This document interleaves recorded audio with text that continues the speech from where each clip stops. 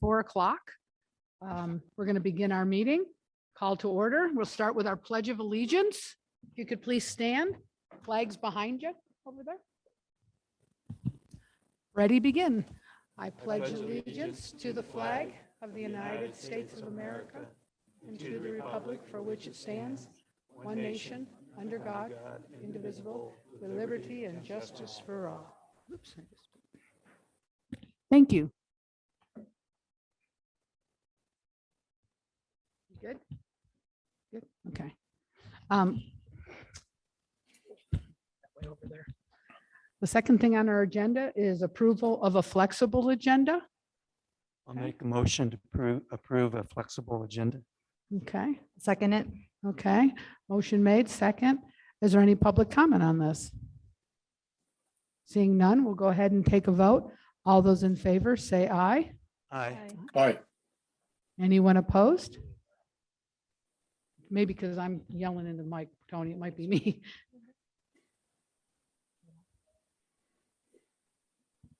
I did not. I am so sorry.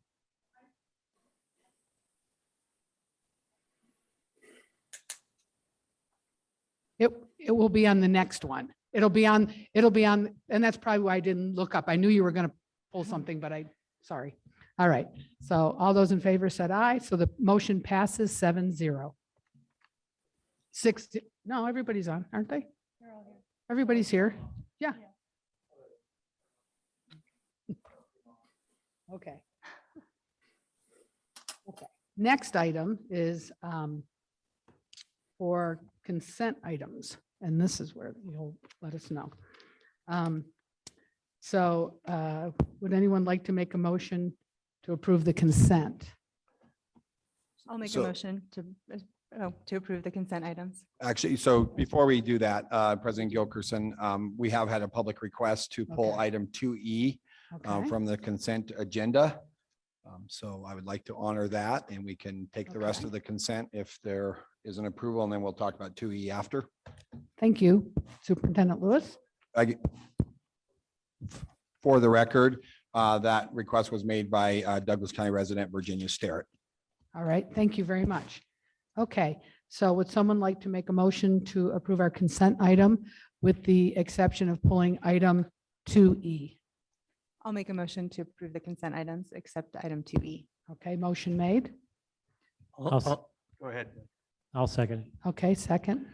And just another point of information, in your red folder is an updated personnel report. So I just want to make sure that everyone's aware of that. Thank you, Superintendent Lewis. Okay, motion made, second. And all those in favor say aye. Aye. Aye. Anyone opposed? Motion passes 7-0. All right, so now we'll go to item 2E.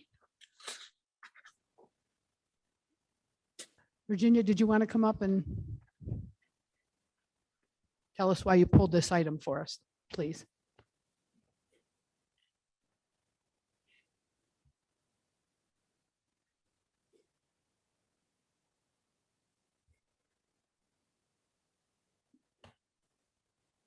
So this is also I'll let you explain that.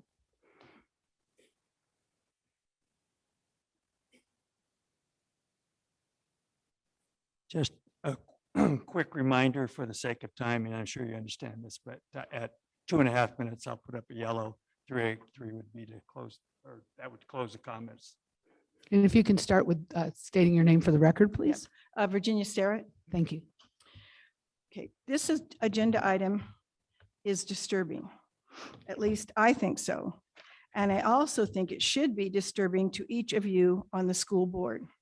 So far, in the context of critical race theory ideology, and particularly in the context of whether or not critical race theory ideology has found a welcome home here in the Douglas County School District, the majority on this board protests complete innocence and wide-eyed bafflement as to why anyone like me would claim otherwise. Well, here it is, folks. This revision to guidance and counseling is CRT ideology in action.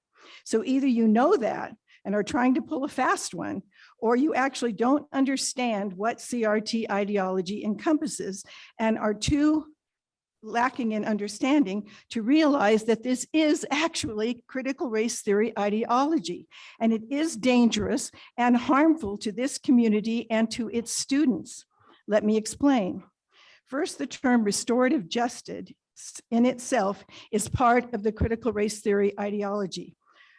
And while it sounds compassionate and reasonable, it is not. It is ruining school districts all across America. It takes the bite out of discipline and creates havoc in classrooms.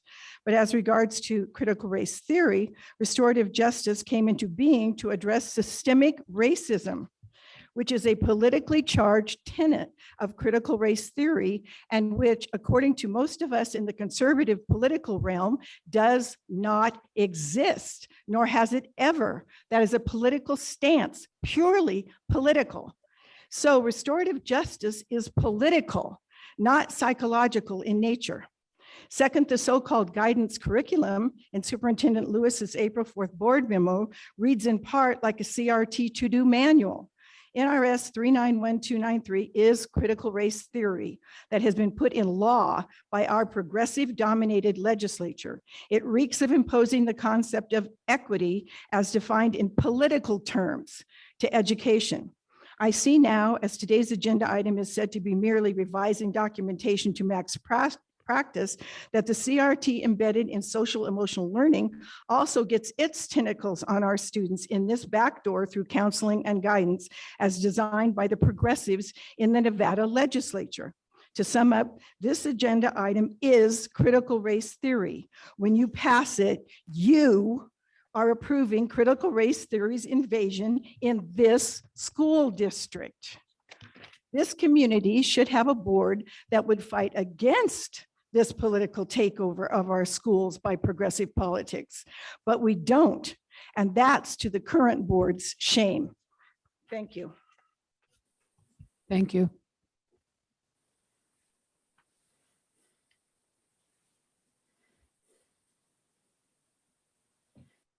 Could you state your name? I'd like the opportunity to speak to this item. Rami Cronemak, Executive Director of Education Services, for the record.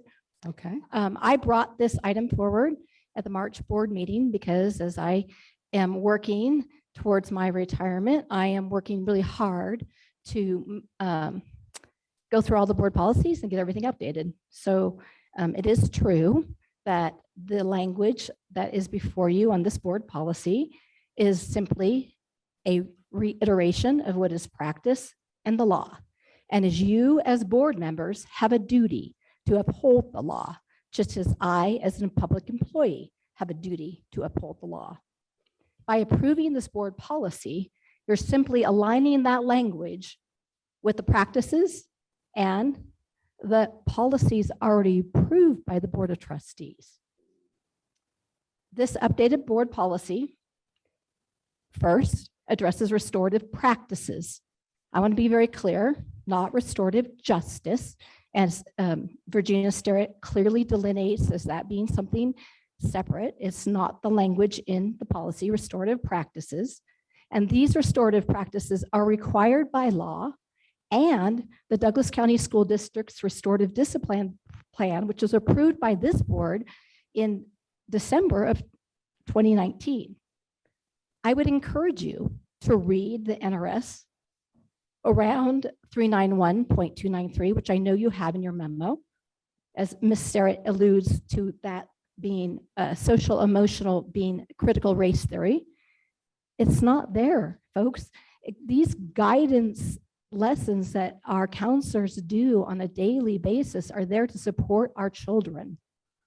Finally, the NEPS standards, that's our evaluation framework for teachers and for all of our certified staff, that includes counselors, is very specific that counselors must teach social emotional learning. That's in their evaluation framework, hence the reason that I brought this forward to you.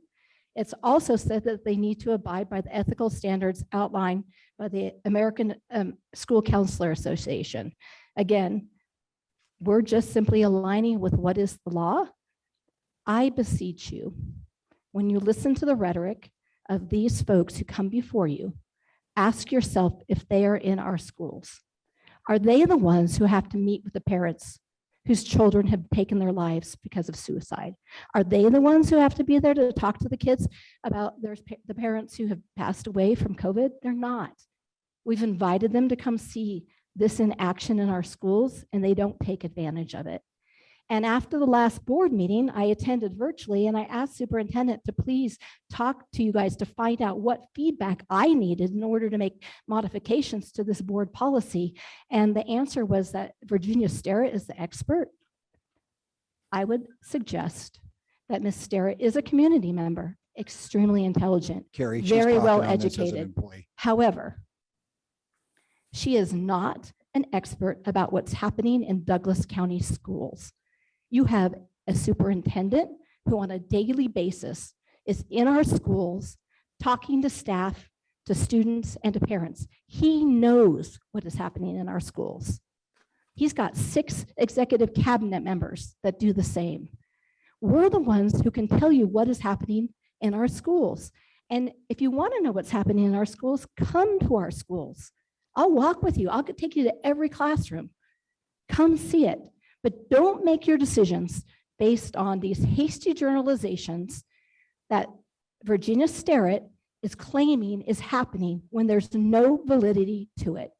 Our students need social emotional learning now more than ever. And you're going to hear about that, I'm sure, later, because I guarantee that there are staff members who are going to speak to this as well. It's time for you to listen to the educators. This board policy is in front of you tonight because it's the practice that we already do. It's not a change. We're not trying to bring critical race theory into our classrooms. We're trying to support our families and our students so that they can get the best possible education. We'll take questions if you have any. Do we have any questions? No. Okay. I do. Actually, I do. sorry. Sorry, Rami. Rami, can you just explain to us what what state standards are part of the social emotional learning? What are the things that we're teaching as part of the social emotional learning? Right. So those state standards are in the process of being written right now. They've adopted the framework for social emotional learning that's been most notably presented by CASEL as the national organization, but the state standards aren't finalized. But we do teach responsibility, decision-making, being an advocate for yourself, knowing when to say no. Those are the kinds of things that are part of our social emotional learning standards. We're not teaching students to hate each other because of their skin color. That's false. There's not examples of a single lesson in Douglas County School District that makes any attempt to do that. And that is a lot of the rhetoric that we're hearing from our friends on the right. Can I ask one more question? When you talk about the restorative practices, can you explain a little bit of what is part of those restorative practices? Right. Restorative practices go hand in hand with discipline.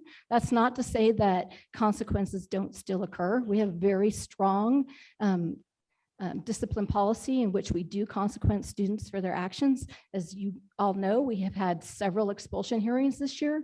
We do hold students accountable for their behavior, but at the same time, we understand that behavior doesn't always change alone when you have discipline. And so you need to sometimes provide additional support and strategies for kids around restorative practices so that they can, if they return to our schools, be in an environment where they can continue to move forward. It's teaching students how to make amends when they've made a mistake.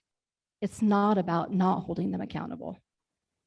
So could you share with me an example of what that would look like, say maybe at a elementary school or a middle school, of how the restorative practice would work? Well, most often, like it happens in the classroom. I have a good friend who's a second grade teacher who a student had a real big temper tantrum, wound up breaking some things in her classroom. And so then as a restorative practice, the student wrote an apology and replaced the things that were broken in the classroom. There were consequences for the child as well, but that's a restorative practice when we say, how are you going to regroup, and so that you can continue that relationship. In that case, it was the teacher, right? Who the student needed to have a restorative practice with. So that would be an example of that. It's giving people the opportunity to sort of move forward from and learn from discipline, consequences combined with restorative practices. Thank you. And Trustee Jackson, it may be more in like a secondary format. So let's say a student did something to destruct property. So let's go back to the TikTok challenges that we were dealing with in the beginning of the year. And so not only might that result in a suspension, but restorative practices as well. And that could be volunteering on campus to make amends for the damage that they have done to our campus through volunteering. And so that's what restorative practices is. There's a narrative out there that kids can no longer be suspended. That's not true. It is true for students under 11. The law prohibits us from suspending them except for very extreme legal issues that they might engage in, but otherwise the law ties the school's hands. And so the restorative practices have come in, and it's really learning to make right for a wrong. Fights when we have them, getting them together to be able to talk through what was the issue, what led to that fight. And, through our counselors and our social workers and our administrators, often we can have very productive conversations. So it's not an issue that is an underlying repetitive thing that never gets resolved, which can happen a lot in a school.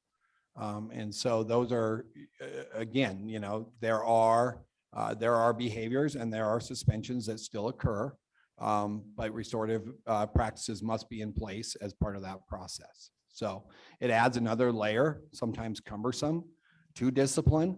It is not easy for a school administrator to issue discipline in today's school environment and the laws that are in place. But once again, people are barking at the wrong group. And I have been very purposeful in my memo to you as a board to outline that what we're doing is required by the law. And yes, you do have an oath to follow the law. And I, as your superintendent in my contract, am expected to follow the law. And I will do it every single day. And I will tell you, it would be even more disturbing for us as a school district to turn our backs on our kids who are in need. And anyone who thinks that we don't have tons of students in Douglas County School District that need social emotional learning, it needs a reality check, is what I will tell you. So thank you. Are there any other questions? Okay, then. Oh, sorry, Ross, go ahead. Thank you. This is for Mr. Lewis. Keith, we're doing nothing more here than following what is required by Nevada revised statutes when we take on board this policy, correct? So we're doing nothing more, Ross, than updating the policy. The policy has existed. In 2019, restorative practices, you as Right. a board were required to approve Exactly. a restorative practice plan.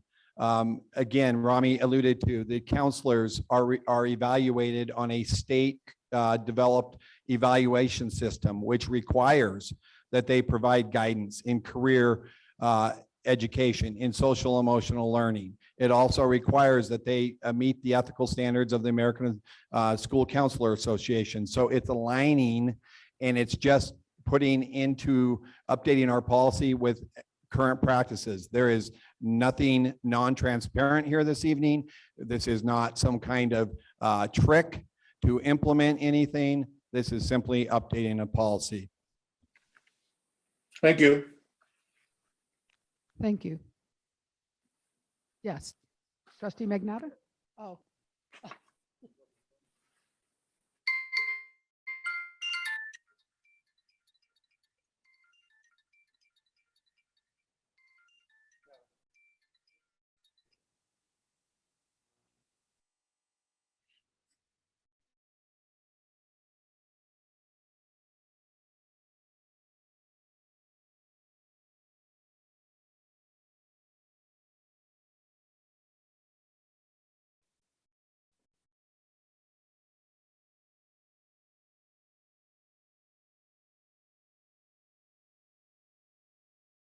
No, no problem at all. Is it too loud? Not your hearing. I could hear it too. I think outer space is contacting. Can you hear now? Can you hear me, Tony? Tony, can you hear me? I could hear it. So painful. Yours isn't that. Check, check, check, check. Check, check. Check, check.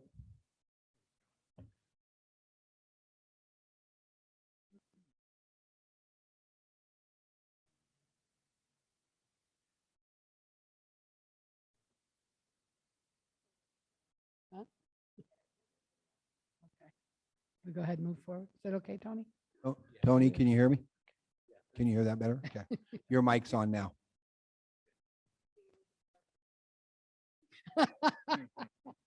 Funny, Heather. All right.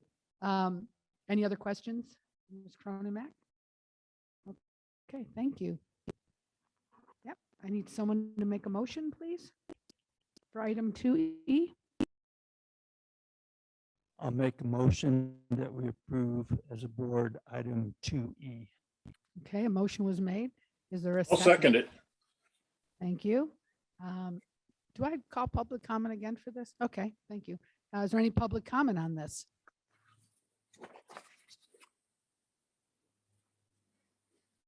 Could you state your name for the record, please?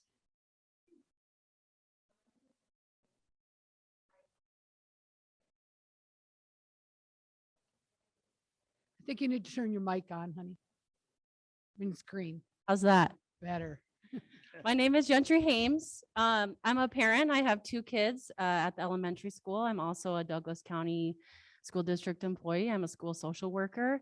And I am one of the people who actually runs restorative practices. I've done it at the elementary level, I've done it at the middle school level, and I've done it at the high school level. In 2018, I was formally trained and certified in restorative practices. That was before critical race theory was up for debate in our political world. I was also retrained in 2019, 2020, 2021, 2022. I'm always involved in some kind of restorative practice training because I really believe in it. Here's how it goes. So there's a spectrum of restorative practices. That's why we call it practices.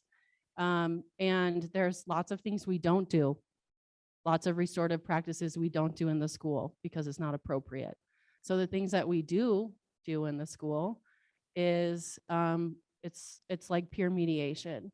So basically, if there is a peer conflict, a conflict between students, I will be referred to these 2 students, and and this is after parents have been contacted because it's a discipline issue. I will pull one student and I'll say, and these are evidence-based. Okay, so social science, these are evidence-based practices that are proven to work to get kids back to class, to get kids stabilized and back to learning. So what I do is I say, what happened? And you give them a chance to tell their side of the story. And then I say, what were you feeling at the time? They usually say something like angry or sad or aggressive, right? And I say, okay. And then I say, how do you feel now? And they usually say something like embarrassed, scared. I'm mad at myself. I'm mad at my parents because now I don't have my cell phone because now I have all these consequences. And then I say, well, what do you want now? And they usually say, I want it to be over. I want my friend back. I want no drama. I just want to come to school. I don't want to deal with this anymore. And I say, okay. And then that student goes back to class and I pull the other student and I say, what happened? And they have a chance to say their side of the story. So I'm calming them down. I'm letting them speak. I'm validating who they are as a person, as a student. And then we go through the whole thing again. What do you feel now? And almost without fail, they say the same thing. They say, I just want it to be over. I just want to go back to class. I don't want any more drama. I just want my best friend back. I say, okay, I think we can work this out. And then we bring them back into the same room and we ask the same questions. They get to be heard. The victim gets to be heard. The perpetrator gets to be heard. The perpetrator gets to take responsibility and say, I'm sorry, I shouldn't have done that. I feel terrible. And I say in front of them, what do you want? What do you want out of this? And they say, I just want to be friends again. And the victim hears that and they get to say, okay, me too. And they get a chance to not only, the victim gets a chance to not only take their power back, but to also forgive. And these are skills that are just irreplaceable. Irreplaceable in a school setting. This is how we prevent discipline happening in the future.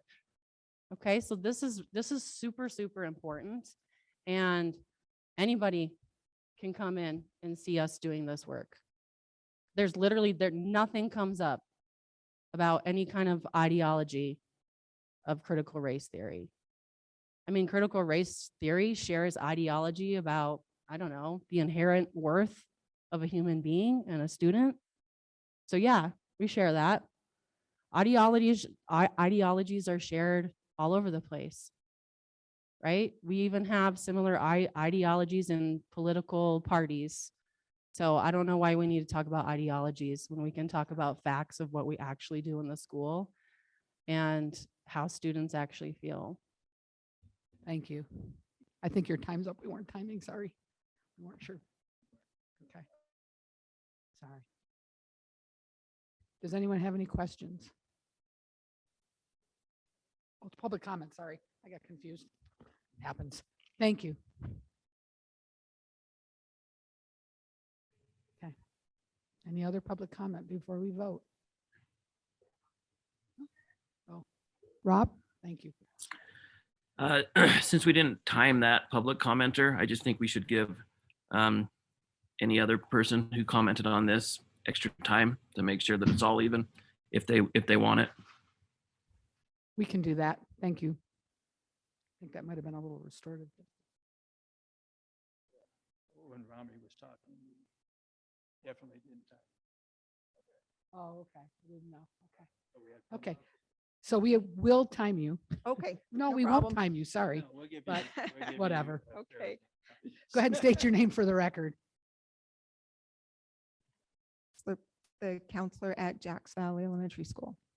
And it is a Title I school. And I have been a counselor for 25 years and 15 years at Jacks Valley. And the population has changed. And there are, I'm just speaking to what I am seeing now.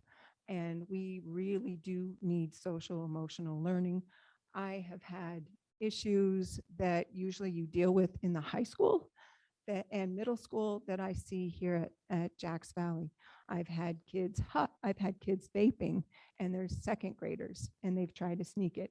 I have had 4 suicide ideologies this year, and I usually get maybe 1. And I've had a second grader actually attempt suicide. And so those are things that I am seeing. After COVID, kids are really having a hard time communicating with each other. And that is one of the things that's part of social emotional learning. And that's decision making, and it's empathy, and it's friendship. And they only know how to communicate through media, social media. And the social media that they are using is not, it's not relevant, and it's not correct. A lot of it is TikTok, a lot of it is YouTube, and they're getting their information on sex ed and everything, and it's coming to elementary school. And so social emotional learning, we teach them how to manage their feelings. We teach them how to even recognize what feeling they're really feeling. And I am very passionate about what I do, and I've been doing this for 25 years, and the kids need us more than ever. you have to come into the trenches with me to see what I deal with. I had to answer a CPS call before I left to get here. I've had a CPS call for the last 2 weeks to try to help these kids because the parent is very neglectful, and I still can't get these kids help. So I go to bed and I have to think about all of these things and the things that, and they really do. I have kids that go underneath the tables and I have to crawl under there and I have to try to get them out of there because they are so dysregulated from what happened at home, from trauma. I have kids that will go down. I have a kindergartner student that will go down the hallway and tell you, F you, F you, F you, F you, F you, F you. He has serious behavior problems. And so we have to work with behavior plans. So part of social emotional learning, part of restorative practices, we do all of that. This kid needs to learn how to empathize with other people. And these skills that we are putting out there really do help them. And our school is a family. It's not just a school. And so I do invite you to come in and see what we're doing, because you've got to see just one day, walk in my shoes. You've got to see what I deal with. And I know I'm nervous, but I'm very passionate about what I've done. I feel like my job is a calling and our kids need this. And I've been doing it for 25 years. It's the same stuff, people. It's just recycled. Peer mediation and restorative practices. It's what I was doing 25 years ago when I first started on a reservation. So that's what I have to say. Thank you. Is there any more public comment?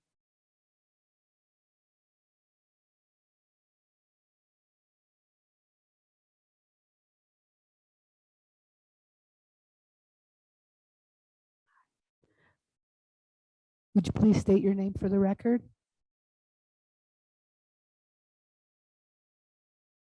There you go. Good evening. My name is Tracy Moultrup, and I'm a teacher at Jacks Valley as well. I did not come prepared to speak, but I feel the need to. I've been teaching for 21 years, and this job is getting harder and harder because of what our students are coming to school lacking and what they're coming to school needing. On a daily basis, we are all as teachers put in positions to counsel. And without my students, many of my students struggle academically, and without the social emotional learning aspect, they would struggle even more. So many of these students cannot come to school and learn the academics until they have dealt with their emotions, which is what we teach a lot in social emotional learning. This year I have 2 students. They happen to be best friends, and the little boy lost his mother 2 years ago. The little boy lost his dad over Christmas. They're not ready to come and learn when they are grieving, and we teach empathy with the social emotional learning. And I cannot fathom a school system that does not look after the whole human being. And that's what social emotional learning does. So, thank you. Thank you, Tracy.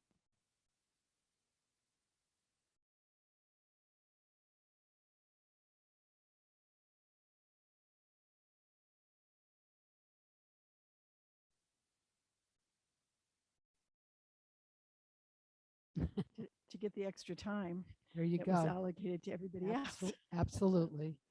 Go ahead. Yeah, State your name again, though, just for the record. I feel like, Could you especially- state your name again for the record? Oh, yeah, Virginia Starrett Thank you. again. I feel like the efforts that I've been making have been misinterpreted in many ways. And one of those is that I'm somehow against the school or teaching or against even social emotional issues that come up in regards to education. because I'm not. I am wholeheartedly a proponent of education and good education, and I'm a teacher myself, and I have the greatest respect for teachers and the teachers in this district in particular, because they perform very well. It's shown in many measures that they do very well in what they are doing when they are conveying the information those students need to have. But I'm also in the political world, and it seems to me that there's a big absence of awareness on the part of both the people sitting here in this room and the people sitting on those chairs over there on the board of how political education has become. And that many of the things coming down through our legislature to you saying you must do this are not in the best interests of our students in this county. They're not in the best interests of our students in our community. And to say, well, we have to follow the law. Really? Because if you see the law, as I do, as harmful to those students, as harmful to our community and our nation as a whole, harmful to America, because it comes out of a philosophy that is godless and pretty much lacks morals and goes against conservative, or if you want to call it religious morals and principles, invading our schools and becoming the norm. And that teachers are being asked to convey to their students those kinds of issues simply from a progressive point of view. I don't think that politics belongs in the classrooms at all. I think what we need are complete nonpartisan type presentations of subject matter and other types of information, but that's not what's happening. Textbooks are written from a progressive point of view. Curriculum is written from a progressive point of view. The new national sex standards are written from a progressive point of view. So education has become completely immersed in the progressive point of view. And to not resist it is abysmal. It's horrible to not resist it. My heart breaks because we are not resisting what is ruining our society. Thank you. Thank you. I think that's it for public comment. So we'll go ahead and bring it back to a vote. Sure. I'm sorry. Go ahead, Heather. I would just like to make some comments because I would just like to say, Virginia, I understand and agree with a lot of things that you were just talking about. But I know that there's a way to change the laws. And I think we have to be careful in the way that we do that, because to just blatantly disregard the laws and to be that example to our students, to our kids, gives them the idea that they don't have to follow any rules. If they don't agree with the rule, there's no reason to follow it.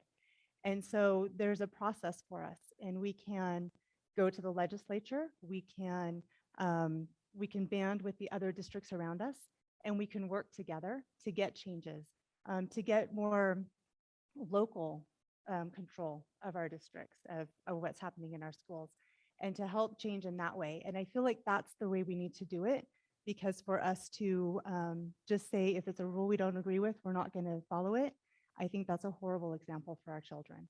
And so I feel like we need to follow the laws that are given to us, but then also take the correct actions to change those laws.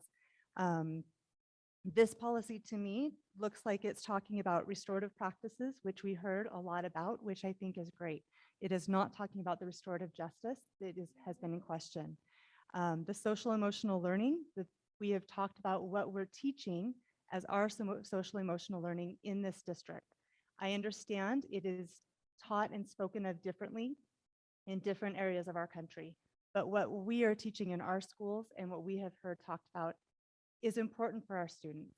And so I feel that this policy needs to be updated to what we're actually doing. And if there are things that we need changed, we need to do that through the proper channels that we have had established in our country, of the way that we can have a safe democracy for everyone. Did Does anyone else on the board have anything they'd like to say? No? No, I think that if I thought for a moment CRT was part of this plan that we're about to vote on, I wouldn't vote yes. I think that you are taking a national narrative and pouring it down on our small school district, and you don't know what you're saying. You don't understand. Thank you. Yep. It's not your turn. I'm sorry. Sorry. Does anyone else on the board have anything they want to say? I guess I'm going to say that at this point, I'm going to probably just abstain from voting on this because I'm not sure I can agree with it, and I'm not sure that I can disagree at this point. So is that, being a new board member, I don't know, is that something legitimate? Understanding is in order to abstain, there has to be some kind of a conflict, like a personal pecuniary interest that you have in an item. There's certain items that you're allowed to abstain from as a board member based on whether you have like a monetary interest in it. No, I would just say I'm not sure I feel I'm fully cognizant of the whole issue.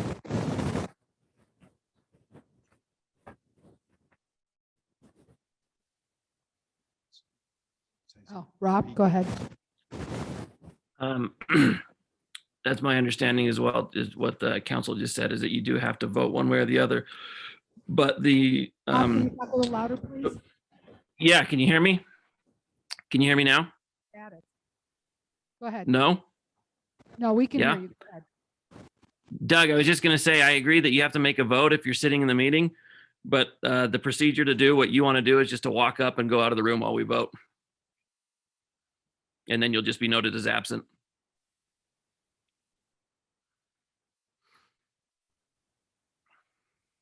Anybody else? I have something I'd like to say then. I agree with what Heather said. I couldn't have said it any better. That, you know, that yes, you have to follow the rules, and that's important. And that's important to me as well as a board member. But I also have a very personal interest or whatever with the social emotional learning, as I've been in the schools and I've taught it. And I know, and what the counselor said and what the Miss Gentry said, I agree with them on that. Our kids need this. You know, our schools are not schools of the 50s and 60s where we went home at lunch and mom was there making us, you know, making our lunches. Our kids, our schools are almost everything to a lot of our children. They're not only there to hug them but we feed them, we clothe them, we do a lot of things for our kids. And unless you go in the schools, and I'm going to say that to our board members that that maybe have not had a chance to get into school for whatever reason, I think you owe it as a board member to visit the schools. Go sit with some of these people. Go into a classroom, go into a lesson, and I think you'll understand better, or at least you'll be able to make a decision to vote or whatever. So, yeah, thank you for thank you for all of you that spoke. I appreciate it. Linda, I'd like to, Virginia Sterrett has said very clearly that social emotional learning is CRT. She has not said it once, she said it multiple times. I believe firmly in the importance of social emotional learning.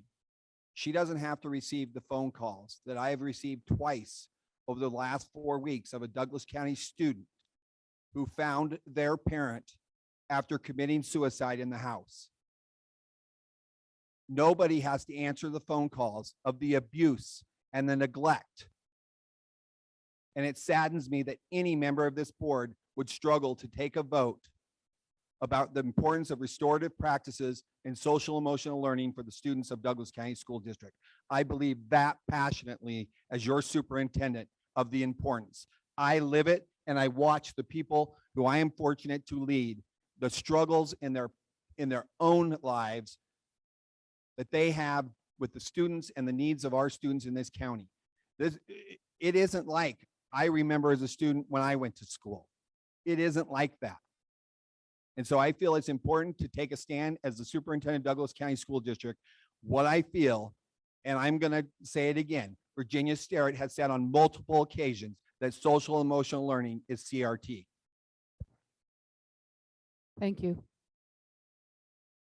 Can I just really quickly clarify that, Virginia, I do understand what you're saying. It says restorative justice in the memo. And my thought of restorative justice is when there is not a consequence besides the restorative practices we talked about. So I'm just saying that there are, I believe this restorative practices, there's also consequences that go along with it. But you are right. I did see that in the memo now. Thank you. Yes. Doug? I guess I'd, speaking to what Linda said about, years ago when we went to school and everything, I think it's unfortunate that our schools have to be in this position. And that's why I have a unease with this whole issue, is that I really think this stuff should be handled at home, but there is definitely in our culture a breakdown of the family. And there are people in the political realm that are pushing for that. They want to have the government basically raise our kids and things like that. And that is where Virginia's coming from. That's where I'm coming from. And I don't want to see that. Anyway, so Doug and I agree. And I don't think there's any of us that would argue with you that it would be nice if the parents did all of this. I think we all believe that. We also know the reality is that it's not happening. It's not, and I don't mean that as a blanket statement. There's a lot of kids that have 100% support from their family and the homes they come from. Unfortunately, there's a great majority that don't. And yes, it would be nice, but it's not the reality. And we can't get anyone to the learning if we can't meet the needs of these students, because it impacts all students.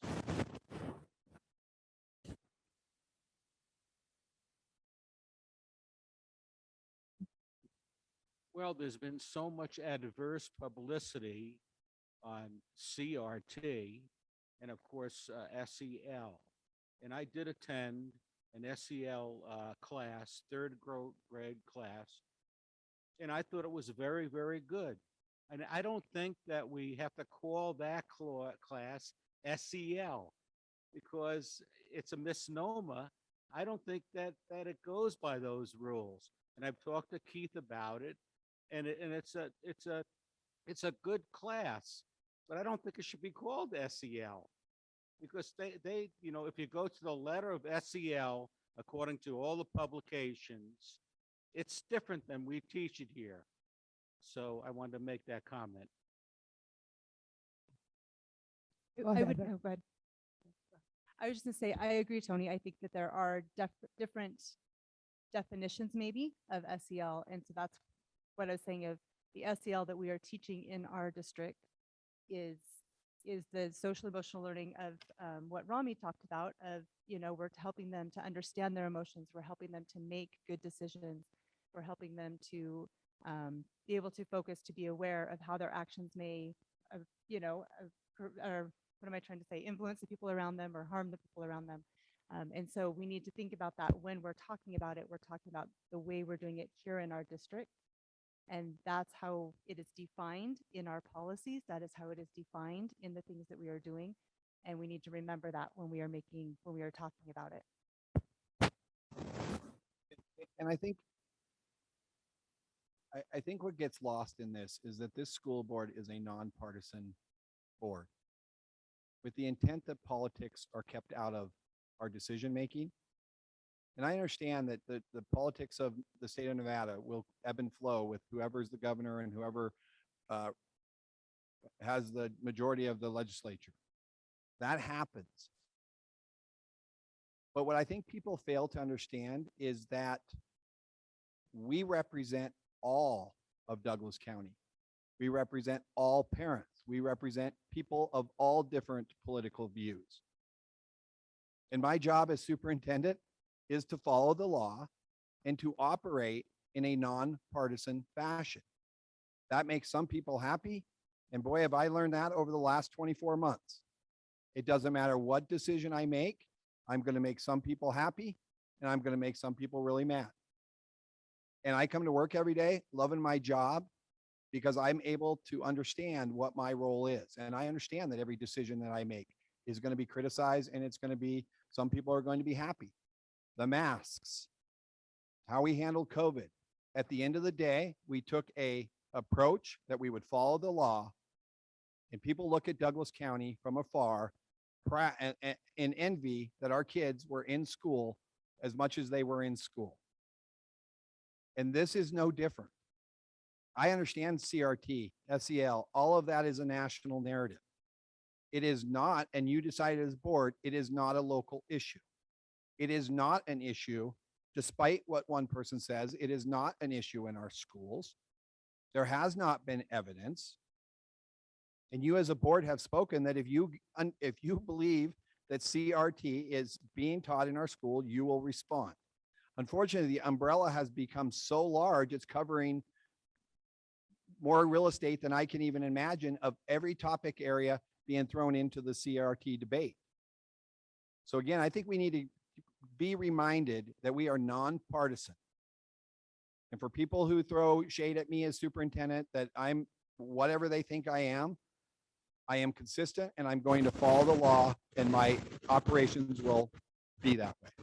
And I, again, encourage you as a board to do the same. Go ahead, Rob.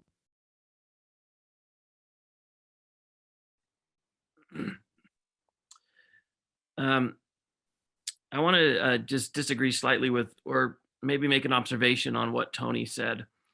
Tony said he went into a class, he watched the class, he liked the class, and then said, well, this can't be SEL. We got to call it something else. Perhaps instead, that was SEL. What you saw, that good class, that was SEL. And just because some super extremist publications claim that SEL is something else, you saw it firsthand. And so when you see it firsthand and you're watching an SEL lesson and you say, hey, this is good, take it for what it's worth. Take it for face value. I know there are people on the extreme sides, on both sides, that are going to take SEL in different directions. But here in our county, SEL, take it on its face value. If you go in and you like it, call it what it is and be for it. I'm for it. SEL is not CRT. I'm not for CRT. I am for SEL, and I'll be voting yes on this. Thank you. Any other comments before we vote? All right. Thank you. Let's go ahead and take a vote. All those in favor, say aye. Aye. Aye. Anyone opposed? Motion passes 7-0. Thank you. Now we're going to move on. Oof, I'm tired. Do we have to do more? Okay, now we've got people here waiting to present. We're going to move on to item number 3, the Nevada Association of School Board report given by Heather Jackson. All right, so I just wanted to start really quick just for some of those. I know we have a lot of acronyms that get confusing. So this is NASB, but it's the Nevada Association of School Boards. It is made up of representatives from every school district in Nevada. There are 17. So there's at least one person from each district that is in this group. I like getting to meet people from other districts, to talk with them, to find out what things we all have in common that we're struggling with, or ways that we can work together, or things that they're seeing that are working well that we can kind of work through also. And so I did want to let everyone know that they do have a little mini class on their website right now. The website is NVASB. I believe it's .org. I didn't look that. I didn't write that part down. But anyways, they have a lesson, or a little mini lesson. It's called School Boardmanship 101. And they're offering it for anyone who is running for school board, so that they can know what a school board member does, what is expected of them, what are the different things. And so If you go onto their website, right there's the mini class called School Boardmanship 101. And so anyone who is running, that's something that they can look at. Then I just wanted to let you know there is a training on April 30th. It's up in Reno, and it's from 9 to 2. The 2 different classes they're having, that you would go to the first class and then to the second class, you go to both of them. The first one is laws that impact policy, and it's talking about the different things that are coming down through the legislation and how that impacts policy, which kind of goes along with what we've been talking about. And then the second class is on competency-based learning. And so we kind of talk more of standards-based learning, but it's how changing the way that our policies are looking at what the kids actually know compared to the standards and competency. So it sounds like a good training. I'm going to really try to get to it. And if you guys have the opportunity to, we can sign up and go to that. And then the other thing from NASB, I did just attend a meeting last night. We're talking about getting ready for the parent that will be on the NIAA committee and our board. And so if you know of parents that do not have a spouse that is part of the district in any way and that have kids that are on the athletic teams, we will need to find someone for that position. It's shared with 16 of the other districts, so we would come up with one person from all of them. And we are also in the process of hiring a new executive director. So that's kind of my NASB report. Heather, does anyone have any questions for Heather? Okay, seeing none, we'll move on to item number 4, which is, it's called board reports, and it's just information and a chance for us to discuss. This is the time where each board member gets to share any committee meetings that they've attended or any other board related things that they've attended since the last board meeting. Heather, I'm going to start down here if you don't mind. Sorry. All right, I'm apologizing to Ross before I even start because I have a lot to say. Sorry, Ross. Last year when I got put on the board, it was in March, so it's been about a year. And the first thing I did is I went around to the schools so that I could meet the administrators, I could be in the classrooms, I could see the teachers, students, know what's happening, and hopefully better make good or vote well, knowing what everybody wanted. And so I decided it's been a year, it's time to do the same. So I have spent the last couple weeks going around visiting all of the schools in the district. And so I just wanted to share some of the things that I have seen.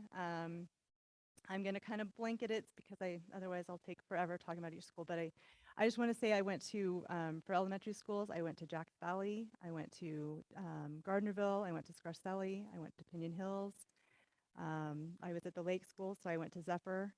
I've been to Wattel, I went to CVMS, Powaloo, and Douglas High School. And so I've really toured around and seen a few things that I seem to hear some of the same things over and over. So I just wanted to share a few of those. First of all, we have a lot of job openings, and so they're all very busy hiring, and in some cases struggling to hire because of our housing market here. And so I had several of them tell me I had someone super excited, and then they would say, oh, well, there's actually an opening in Carson and I can get cheaper housing up there, or there's an opening in Dayton and I can get cheaper housing there. And so we really have to sell our district. We need great teachers here. We have a lot of openings. And so I feel like one of the things we can do is just show how much we support and we love our district and our schools, and how much we support the staff of our schools to make it a place they want to come. I have heard several times that when they come and see our schools and they see how amazing our students are and just the atmosphere in our schools, they want to work here. And they've talked about how interesting it is when they come from other schools and other districts and they go, oh my goodness, it is amazing here. You guys have a great district and great schools, and a lot of things that they just are really impressed with. And so we have a great place, but we do need to help them be here. And I know that they've reached out and said, if you have even a room you can rent so that we can get people to to be able to afford to live here, we need that. We need those great teachers. So I just want to let you know that's one of the struggles they're having. And then, like I say, that other one is the kids. We heard a lot of the struggles these kids are having and the support that they need. I found it really interesting in going to the elementary schools that many, if not all of them, have a calming room. How many of you had a calming room at your elementary school when you were a kid? I had never heard of one. It's a room that they have just kind of where they have some comfortable chairs, they may have some books, they have just kind of a place where kids that start getting anxious, start getting worked up, start getting stressed, start getting upset, that they can send them in there before it gets out of hand and let them just calm down and reset and then come back to the classroom. So I asked at these schools, well, how often do you use this? And they looked at me like I was crazy and they said, we use them every day, sometimes several times. That this is a real need that these kids are having, that they need to be able to figure out and work through their emotions. So I encourage you, go to the schools, go check out the calming rooms. I will say I wanted to go sit in a few of those, just relax for a few minutes. Let's see, a lot of talk of, working together through the school district, if we can have some collaboration from teachers from different schools and have elementary teachers that are teaching the same grade or high school teachers that are teaching same subjects to be able to work together, and how much that helps when we can support each other and the teachers can work together. I really liked hearing about that. I did get to talk to several counselors, and I'm grateful for the counselors and social workers that came today. And it was just interesting. Really quick, they were talking about how they get calls from parents to say, can you help me? This is the struggle that I'm having with my child. And it was very interesting as one told me that, because I feel that I am a pretty good parent. I am very involved with my kids and I do my best. And it reminded me when my kids were in elementary school, and I actually called the counselor and I said, here's the struggle my son is having. Can you give me some ideas? And she gave me great ideas, and we started implementing those, and we worked through it, and he was able to get through the struggle that he was having. And so it just helped me to see that, yes, we have a lot of kids struggling in this district that need the support and need the social emotional learning, but we also have a lot of kids that are doing pretty well that still have struggles and need that, and that the parents need that support. And these, our teachers, our schools, they're with our kids more than we are during the day, during the school year a lot of times, and they know what our students are and our kids are struggling with, and they're there to help them. And so I appreciate that.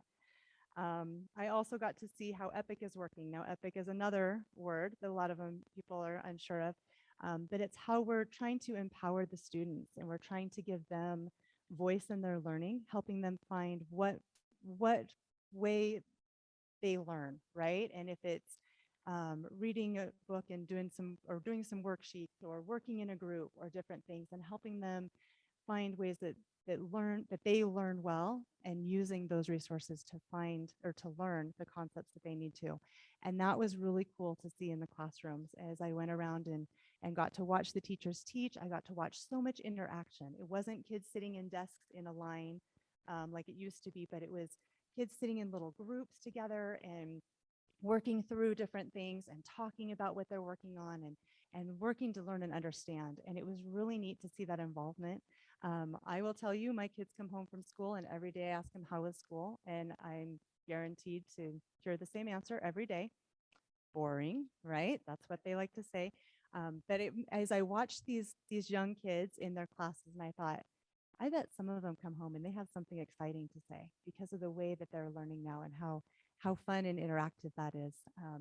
And so I like that. And I do have to say, my kids, I'm sorry for all their teachers that heard me just say that they say their classes are boring. I'm sorry, but I know that there's more to it than that, but they are teenagers. So I just wanted to share, those are some of the things that I saw. There's some great things going on. I loved and enjoyed being at every school. I love how open our schools are and how welcoming they are, and the things that I get to see. I got to visit the high school today and got to see some great things, got to go through some of the career and technology classes, got to see the new culinary center that they have just finished, and talk to the kids in there about the cooking that they've been doing. And And so there's a lot of great things happening, and it's fun to be out there and to see it. And so sorry it took so long, but I wanted to share what I've been seeing. Thank you, Heather. Tony, do you have anything to report? Nothing? Okay. Carrie? I had some committee meetings since the last board meeting. First one was a DPAC meeting right here at George Patel. Some of the topics that were covered were parent engagement at the Lake Schools, which is presented by the principal and vice principal as ways to get parents involved with their children at the school. Portrait of a graduate was a discussion, and also tools for parents, and part of this was an acronym list. I should have done better. Just acronyms are terrible. They make me ill. Also went to a CTE meeting, which is Career and Technical Education meeting at Douglas. Student presentations were given in FAA and computer science, and they were very engaging, and the kids were great speakers. I should learn. Mr. Balagad, who is the head of that program, also did a presentation on CLNA, another acronym that I will not be able to tell you what it means, but it's used for grant funding and for the programs. The last meeting I went to was a safety task force meeting. We had a presentation on stay put versus lockout of schools during emergency situations, and a presentation demonstration of the open gate metal detector system that's being introduced to our school system. That's it.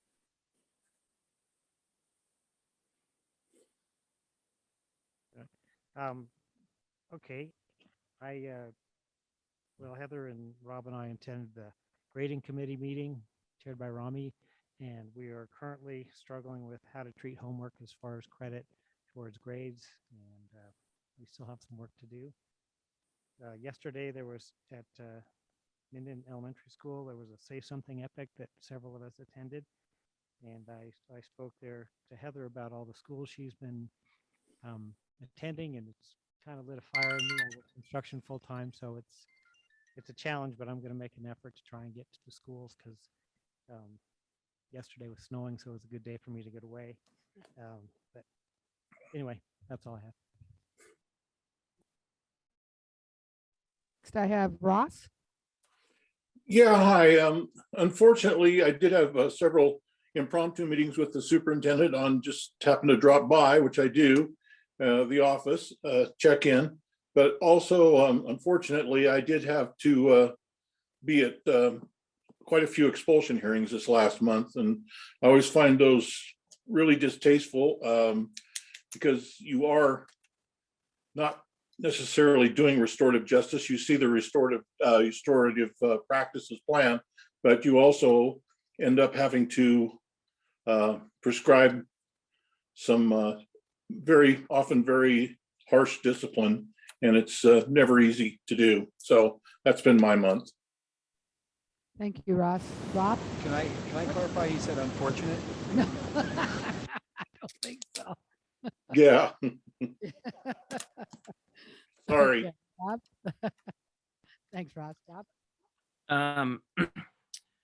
Like Doug and Heather, go to the grading committee. Some interesting work going on in that committee. I missed a couple meetings a few months ago because of direct conflicts with my son's basketball games, but I've been there the last 2 months and super impressed with all the work that they're doing and what they're doing to make sure that grading is relevant and it's fair, and students in different classes, but in the same students with different teachers taking the same class are treated fairly, and there's a lot of good work going on there, and like Doug said, there's some hard discussions as to how to treat homework or not treat homework, and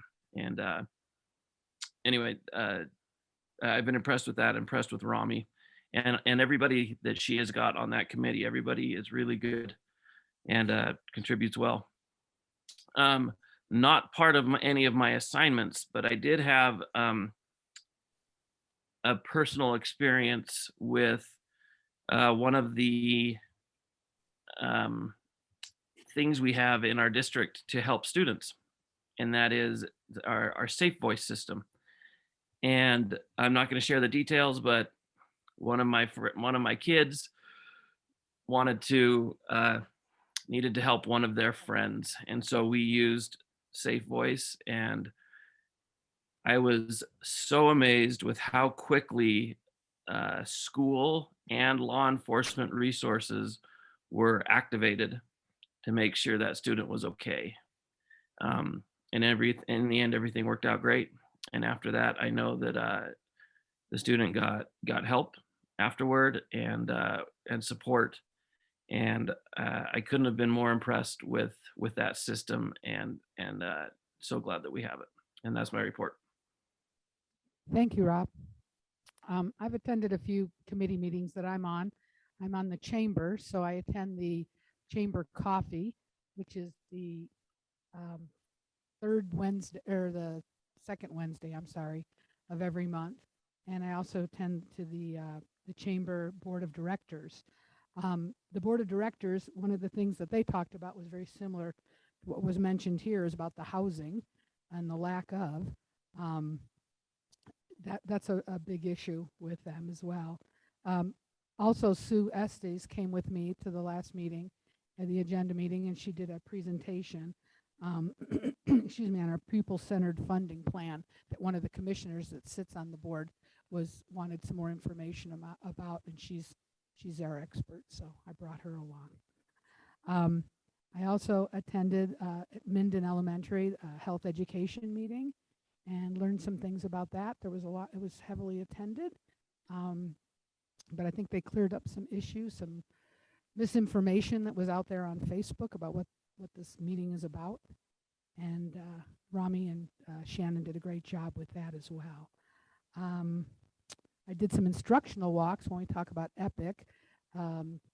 We go into the classrooms, and I did, I don't know, 3 or 4 of those. And what's nice is we did some in the fall, and then we went back and just last week and went through some more. And boy, the growth that you see, not only with what's happening in the classrooms, but with the kids as well. It's just very, very exciting. And that's some of the fun stuff we get to do as board members, is to go visit the schools and talk with kids. I'm also on the Park and Recreation Board, and I attended my first one there. And of course, it was their budget on budget, which is, if you know me, that's my favorite. But one of the other things I learned is Scott Morgan did a great job talking about the history of Parks and Rec. Also put out they have a priority list, as we do. And I thought it was interesting. One of the first things that they're on their priority list is the Douglas County Shooting Range, phase 2, 3, and 4. The next one, and I'm thrilled about this, is the pickleball complex that they're going to be building out at Lampe Park. And then it goes out into Cal Community Center generator, and there's 25 of them on this list. And then also, like Doug and Heather, we attended, and we're going to show you something here in just a minute, the presentation by Mrs. Spire's 4th grade class. Was it yesterday? God, a long time ago.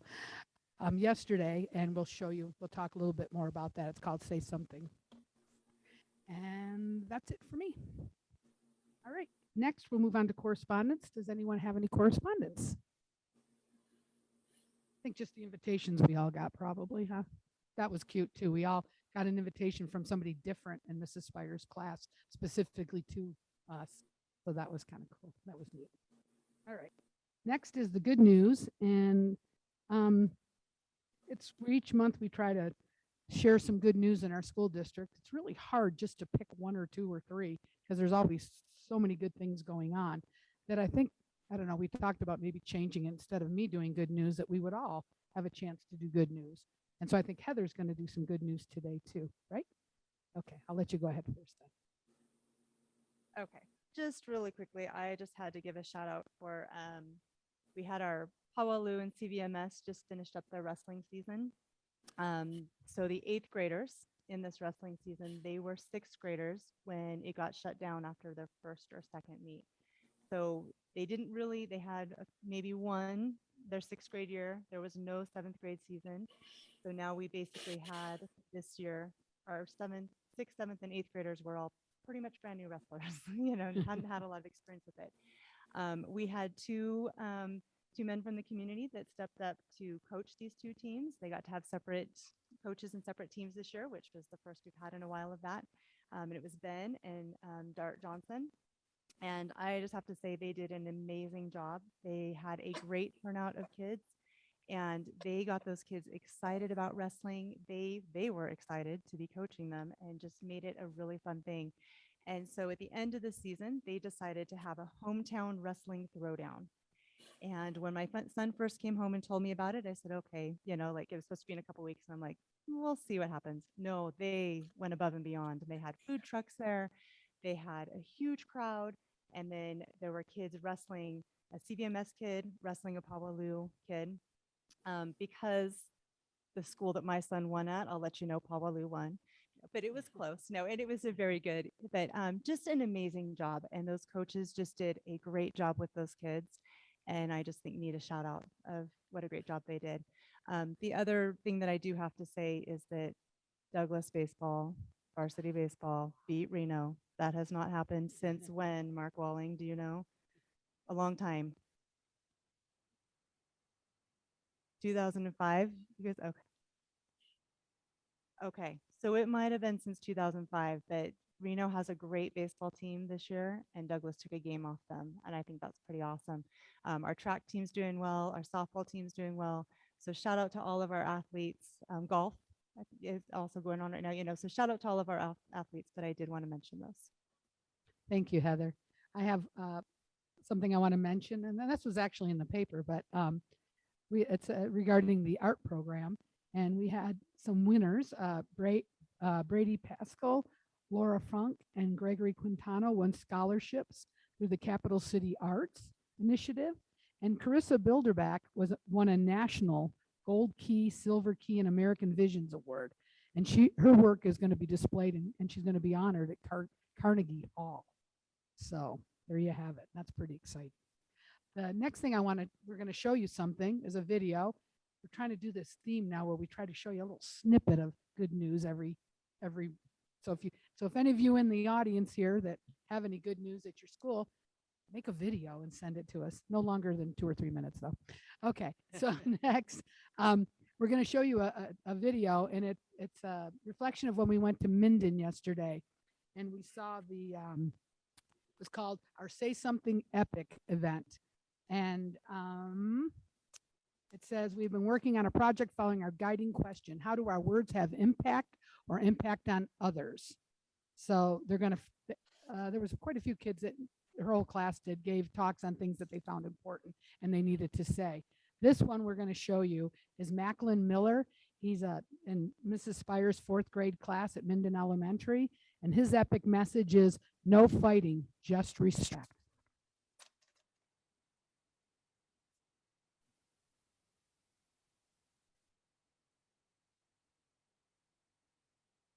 No Fighting, Just Respect by Macklin Miller. I have a few questions for you that I'd like you to answer in your head. Do you think that kids should have homework? Do you think we should have more recess? Do you agree with me when I say baseball is the best sport? I am guessing some of you answer these questions differently than I did, which means we have a different opinion, and that is okay. What if we say they're wrong? No, I just have a different opinion. Someone once said, I have to respect others' opinions even if I don't agree with them. When people have a difference of opinion, a lot of people think they're right and the other person's wrong. No, they are not wrong. A lot of arguing comes from not respecting people's opinions. I have some tips on how to respect and disagree. Here's an example: arguing over yards in football. Here are some tips to avoid an argument. 1. Count how many yards you think someone steps. 3 feet wide. What comes after 1? 2. Tell how many steps a person took. Here comes tip 3, put the ball down. You thought I was done? Here comes tip 4, hike the ball. If I disagree, I will say I have a different opinion than you. Doesn't mean I'm correct or you're wrong.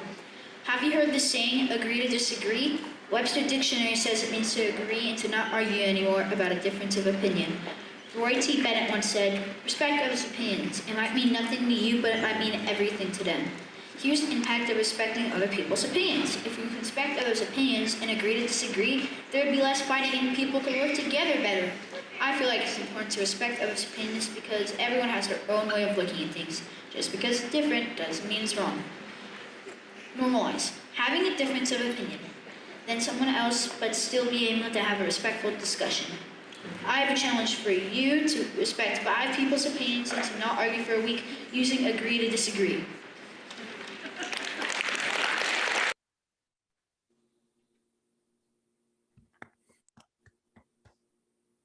Huh?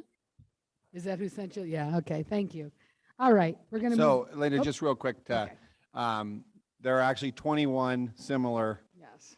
speeches that were given on a variety of topics, and John and I discussed today that we will put it up on our YouTube channel, the district's YouTube channel. So if anyone's interested, there were a lot of great speeches. They did a great job, prepared hard for it, and be a little bit hard to hear it in an assembly mode. We're catching a lot of the kids that are sitting there watching it, but it was a great event. And I guess I have this in my superintendent's report, but I'll save it, do it now. Hats off to Lauren Spires, 4th grade teacher at Minden Elementary. She tried to model this after like TED Talks, and she's always wanted to do that with kids, and it was a great event, and the transitions were beautiful. It was well done. So thank you. Thank you. And I just want to give a shout out to John too, for taking the time. He's going to make each child their own so that they can have it on video, right? No, he told me that earlier. Guess what you're doing? No, just kidding. He told me he would do that. And I think that's above and beyond. And I just want to thank you very much, John. All right. Next, maintenance project and report, information only. So we don't have a report tonight, unfortunately. Director Demas is under the weather and unable to join us tonight, and so he will join us next month for an All update. right. Thank you. Next is our superintendent report. All right, more bad news for Ross. I'll probably get started and have to stop for a public comment and finish after that, but we'll go ahead and get started for what I can. So as always, I'd like to acknowledge the donations that came into Douglas County School District. Douglas High School received a donation from Southwest Gas Corporation of an ice machine for the athletic department and mechanical hose reels for the career and technical education program. Douglas High School also received a $1,000 donation to the music department from an anonymous donor. And Minden Rotary donated $950 for the purchase of new stools for the district's Partners Across the Community PAC program. Scarcelli Elementary received a donation of $400 for the school's art projects. And the donor, I'm going to go back to the agenda, just make sure I didn't miss it. I apologize, but I want to get their name if it's there. That was the Carson Valley Arts Council. So that made that donation. Douglas County enrollment counts through the April reporting reflect an enrollment currently of 5,420 students, which is down 7 from the March reporting and down 58 from where we were in April of 2021. As Linda mentioned, we've continued instructional walks since the March board meeting. We have conducted several walks. Yesterday, we walked our lake schools, both Zephyr Cove and George Whittel. And we also walked Douglas High School 2 times, C.C. Manili Elementary School, Aspire Academy, and Gardnerville Elementary School. I attended the Nevada Association for School Superintendents meeting in Reno last Thursday, and we'll do so once again the first week in May, once again in Washoe County. I like when they're local and we don't have to travel to Vegas. Communications meetings, again, since our March board meeting, we held communication meetings at both of our lake schools, Douglas High School and Scarcelli Elementary School, and then also last week at Powelloo Middle School. So we will have one final of those, and we'll have been to every school twice this year. We'll meet at Aspire Academy in mid-May to end those for the 2021-22 school year. We're already fastly approaching that. C.C. Manili Elementary School Principal Blaine Spires, who's here in attendance tonight, and Career and Technical Education Coordinator Cade Balagad and myself presented last Thursday to the Carson Valley Lions Club. We joined about 15 members for dinner and a quick 20-minute presentation. If you know any of us, 20 minutes doesn't give us a whole lot to say. Mr. Spires did an amazing job of describing what the district's epic learning movement is. And as always, Mr. Ballard exudes his enthusiasm for the district's career and technical education programs. I want to express my gratitude, obviously, to the Lions Club for a wonderful dinner and for the great back and forth conversation. I will also be presenting to the Kiwanis Club on the morning of April 28th. They get you out of bed nice and early for that meeting. And Douglas High School Principal Mike Rex and I will be presenting at the Minden Rotary on May 26th. So we're making a concerted effort to get out to our service organizations.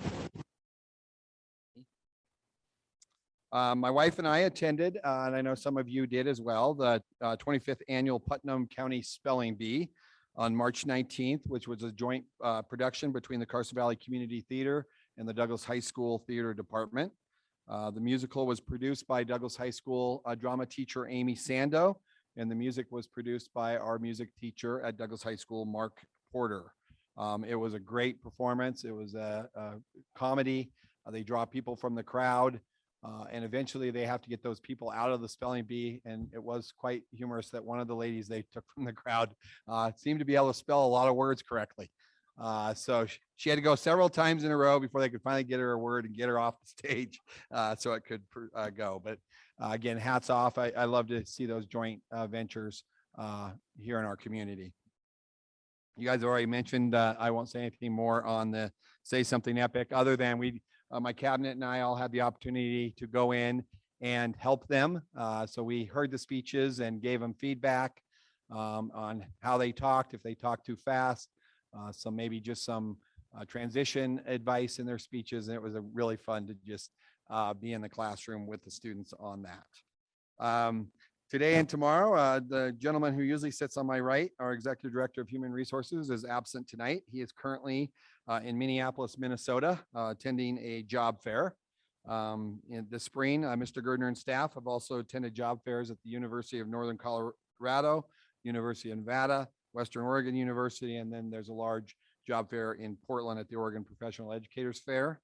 I have something to brag about. Last Friday, we hosted a candidate from Greeley that they met at the Northern Colorado Fair. She came out to visit both Churchill County School District and Douglas County School District.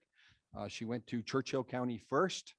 They obviously would have had the opportunity to sign her on the spot, but fortunately she wanted to see what Douglas County was all about, and we were able to sign her to teach for us next year. So we have two others coming in that they have met at, one is from Colorado as well, and then one from the Oregon fairs. They'll be coming in and checking out our district, and hopefully we'll be able to bring them in as well. So their efforts are working, and we are, again, our pools are pretty healthy. I would report that. We still have lots of openings, but it takes time to interview and go through background checks and do all that in the process. But our elementary especially are pretty healthy pools right now. Secondary can be a little bit more challenging, but we are slowly but surely filling positions. National leadership. I had told you on March 30th, I was honored to be asked to represent Douglas County School District as a panelist for the National Leadership Forum through Modern Teacher, which is the framework of our EPIC Learning. The topic was the lexicon of modern learning. I was joined on the panel by Sue Holmes, who is superintendent of D49 Falcon Zone in Colorado Springs, and Joseph Marcusa, who is the superintendent of the Eastern York School District in Wrightsville, Pennsylvania. It was obviously an honor to even be asked to speak in that capacity and be able to highlight what we're doing here in Douglas County as educational leaders across the nation. And, you know, again, I get to be the face of a lot of hard work that's going on behind the scenes of our teachers, our administrators, and certainly Rami and Shannon in their work behind the scenes. And so I want to acknowledge their work as well. Several representatives of the school district, including myself, interviewed 5 marketing firms on March 31st as part of our request for information process. Carrie, you've talked often tonight about acronyms. Well, the marketing world has a lot of acronyms too. So it was like we were talking foreign language to each other at times. But it was a fascinating process. It's kind of just neat to get outside the educational world. And so we'll be bringing forward a recommendation at the May meeting regarding the firm we would like to contract our marketing services with. And so I will stop at this point and continue. Got just a little bit more after public comment. So. Okay, thank you, Superintendent Lewis. Didn't mean to cut you off, but it is 5:30 and now it's time for public comment. Do you want to grab that paper and see if there's anything on there for us? Thank you.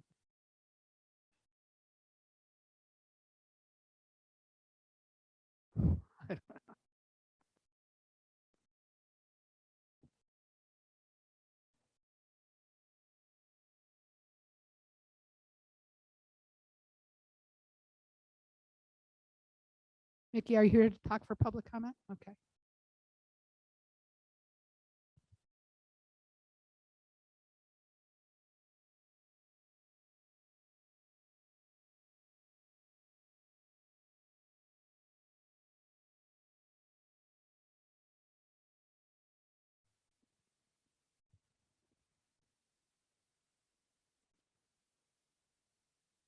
Starting at the top. Okay. All right. First person for public comment is Ms. Gentry. And Carrie will tell you the rules. Time me this time. Yeah. My name is Gentry Hames. I'm a school social worker. I just wanted to talk about I don't know, I think this is coming up, is the school climate survey. We do it every year. You know what? I'm so sorry. I guess I should have read this. So let me go ahead. Cool. And do my due diligence here with the public comment. I'm sorry. I gotta find it. What number is it? Oh, here we go. Comments from the public are invited at this time on topics not specifically addressed elsewhere in the agenda. We have a sign-up sheets provided, and individuals who wish to address the board are asked to indicate their desire to speak, and the topic, tell us the topic, just as long as it's not something on our agenda. And that, for point of clarification with our legal counsel, if a topic is only informational and is not an action item, can they speak to public comment now, or would they talk at that time? It's having them talk at the time of the agenda item. okay, so if you want to talk about the climate survey, you'll need to wait for item 16. If you want to talk about anything that's not on the agenda now, you can do that for 3 minutes. All right, I'll take my 3 minutes. Thank you. Okay. Go ahead. So I just want to talk about more about what I do and what social workers do. So I see a wide range of people for getting kids showers in the school, getting them clothes, helping parents pay their bills, to suicide ideation. At this time, I have 24 students between my two schools, CVMS and Douglas High School, who have current suicide ideation. So not past, not in the future, current, which means they're currently at risk, moderate or high risk for suicide. So this is really serious stuff. And what I do is my main priority is safety. So when a student comes to see me, what's happening is they are basically in their survival brain. Okay, so the brain develops from the back to the front. And when they're in their fight, flight, or freeze mode, so anytime they're stressed, it could be a test, it could be a peer problem, it could be family issues, the death of a dog, a divorce. They are in their fight, flight, or freeze brain. And my main goal is to get them safe enough using social emotional learning to get them back into their learning brain. Math and reading and memorizing and US history or government or English all happens in the prefrontal cortex. You can't learn unless you're in the prefrontal cortex. You cannot memorize facts with your hippocampus if you're here in the amygdala. So what we do is we get kids, my main goal is to get them safe and back to class. I don't want to spend multiple hours. I do therapy in the schools, but I don't want to be doing long therapy sessions. I just want to get them safe and get them back into their learning brain. So it's really important that when we consider all these things that we're talking about, that we really know actually where learning occurs. Because if you come here and you say that schools are only meant for math and science and reading, then you got to know where that actually takes place.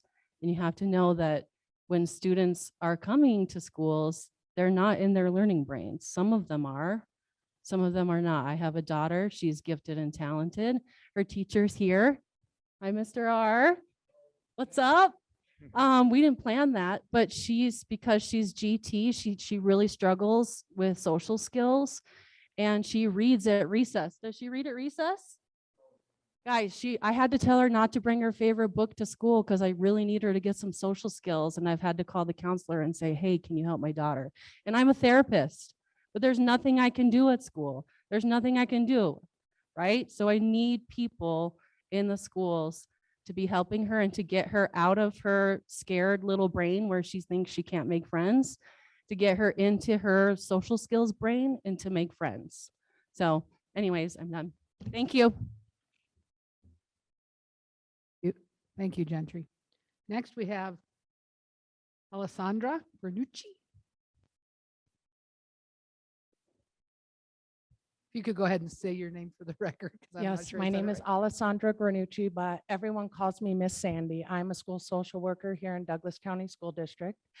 And I'm here to speak about what I do on a daily basis. I work at 4 different elementary schools, and I am also like Gentry, it's about safety, coming to school. Are you clothed? Are you getting the attention that you need? Are you able to learn? Are you regulated? On a daily basis, I am pretty much in the lunchroom. You can see me in the hallways. I am out on the playground. I am looking for active conflict and trying to resolve things with students.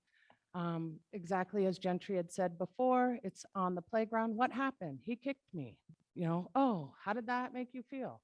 Is this something that you feel you can apologize for? Do you accept this apology? And so to speak to social emotional learning, I know that, social emotional learning, it seems to have this political affiliation lately.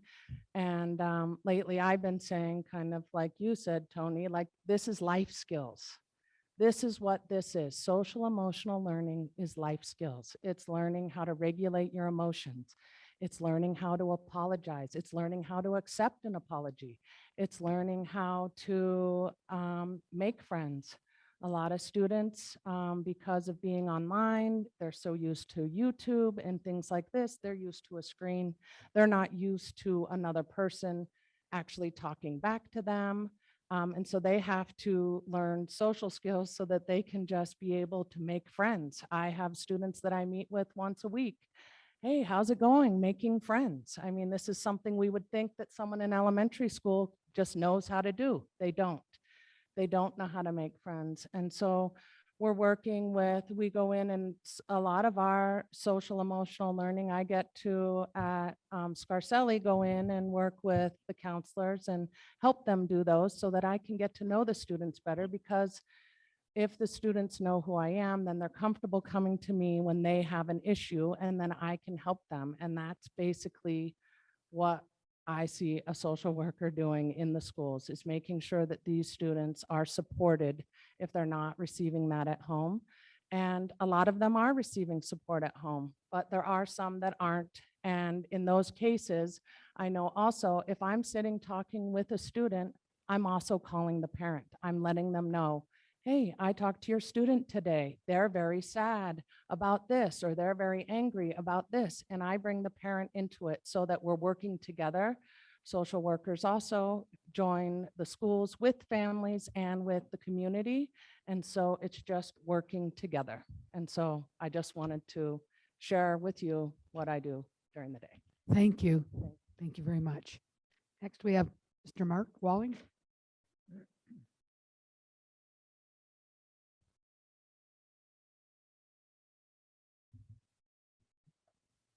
Hello, Mark Walling, principal of the Lake Schools. Kelly Winter, Vice Principal of Lake Schools and Minden Elementary School. Thank you. Yeah, I promise I won't take all 3 minutes. We have a list. We just wanted to take this opportunity to share some thanks and gratitude. So starting off, we wanted to really shout out the Lake Schools staff. We've had a handful of days that have been understaffed as far as vacant sub positions or staff members that are out that have gone unfilled. And they've done a tremendous job of, battling and filling those positions and supporting each other and supporting the students. And so we want to take the opportunity to shout out the staff for that. Another huge thank you to Cubby. If you've driven past or been by Zephyr Cove Elementary School in the morning, Cubby is out front. He is our epic volunteer. He has two STEM rooms at Zephyr Cove Elementary School and does a terrific job for those kids. So we wanted to shout him out as well. Another one to Superintendent Lewis and the cabinet members that were able to attend the communications meetings. We've heard nothing but great feedback and thanks from the staff members who are appreciative of that communication and having their questions answered.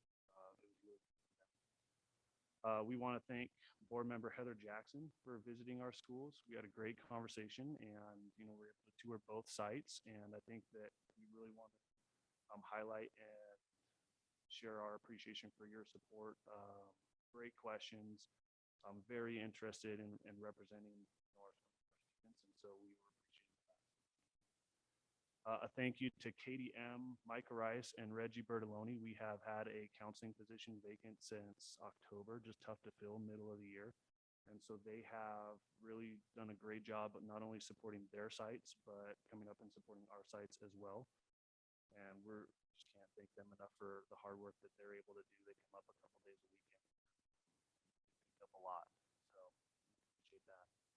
And then the last, we wanted to thank our parent groups. So both sites have their own individual parent group with Zephyr Cove Elementary School's Parents Club and the Whittle High School Boosters Club. And so the presidents of those two groups, Jess Schnoll and Lisa Kirkman, do a great job of running those organizations and doing anything and everything that they can to support the efforts of the school and improve the experience for our students. And so we're very appreciative of that.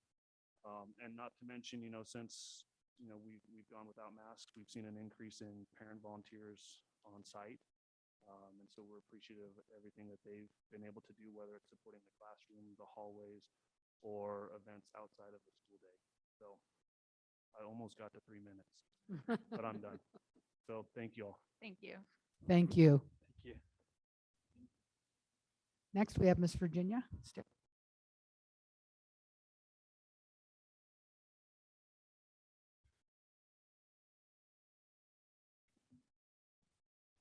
I wanted to point out, I'm here saying something. With regard to your former. Pardon me? I'm here to say something. Good. Similar to your previous presentation. Oh, say something up. Got it. All right. A little slow tonight. Sorry. Can you go ahead and state your name for the record, please? Virginia For the third Stare. time? Thank you. Superintendent Lewis pointed out that CRT, my favorite subject, obviously, seems to be an ever-growing in size umbrella. Here are a few things that do fall under it. Diversity, that means elimination of merit-based rewards. Equity, that means promoting equal outcomes instead of equal opportunities. A belief in unconscious bias that posits that white people are all automatically racist and need to be accountable for it. Gender identity that posits biology is not determinant of what a woman or man is, and selecting pronouns is a part of that. Sexual mores that promote self-expression and condemn traditional values. Inclusion that regards tolerance or color blindness as unacceptable and even racist in itself. The idea that all truth is not objective, but subjective instead, and a belief that America is systemically racist. All of those are part of CRT. Of course, there's much more, but those are some of the basic ones. So my fight is not with students or teachers. My fight is with policy. And my fight is with the idea that this board allows policy to include portions that are critically race theory ideology. You have it in your staff training. You admit you have it in your staff training. You have it in your professional development. You admit you have it in your professional development. You have it in your library. You admit it's there. I went to a sex education class or committee meeting, and in the training for teachers to teach such education, one whole section of that training was straight out critical race theory ideology. I don't get my information from fringe publications. I get my information from research that includes things like the Washington Post, the New York Times, the Heritage Foundation. I am a serious scholar. I do not gather my information by watching Fox News or any other news program. I find out the information by serious study of that information. I resent anyone inferring that I am some kind of a fringe element overall. I am not. I'm an earnest scholar myself. I taught college. So in responding to Heather Jackson's response to me that there's a time and a place for resistance, I would want to point out that civil disobedience has been an honorable thing in the United States of America for a very long time and is a critical element of our democracy. And going along with something that is wrong because the law tells you to cannot be a good example to set for students or children in any way. Thank you. Thank you. Next, we have Mr. Blaine Spires.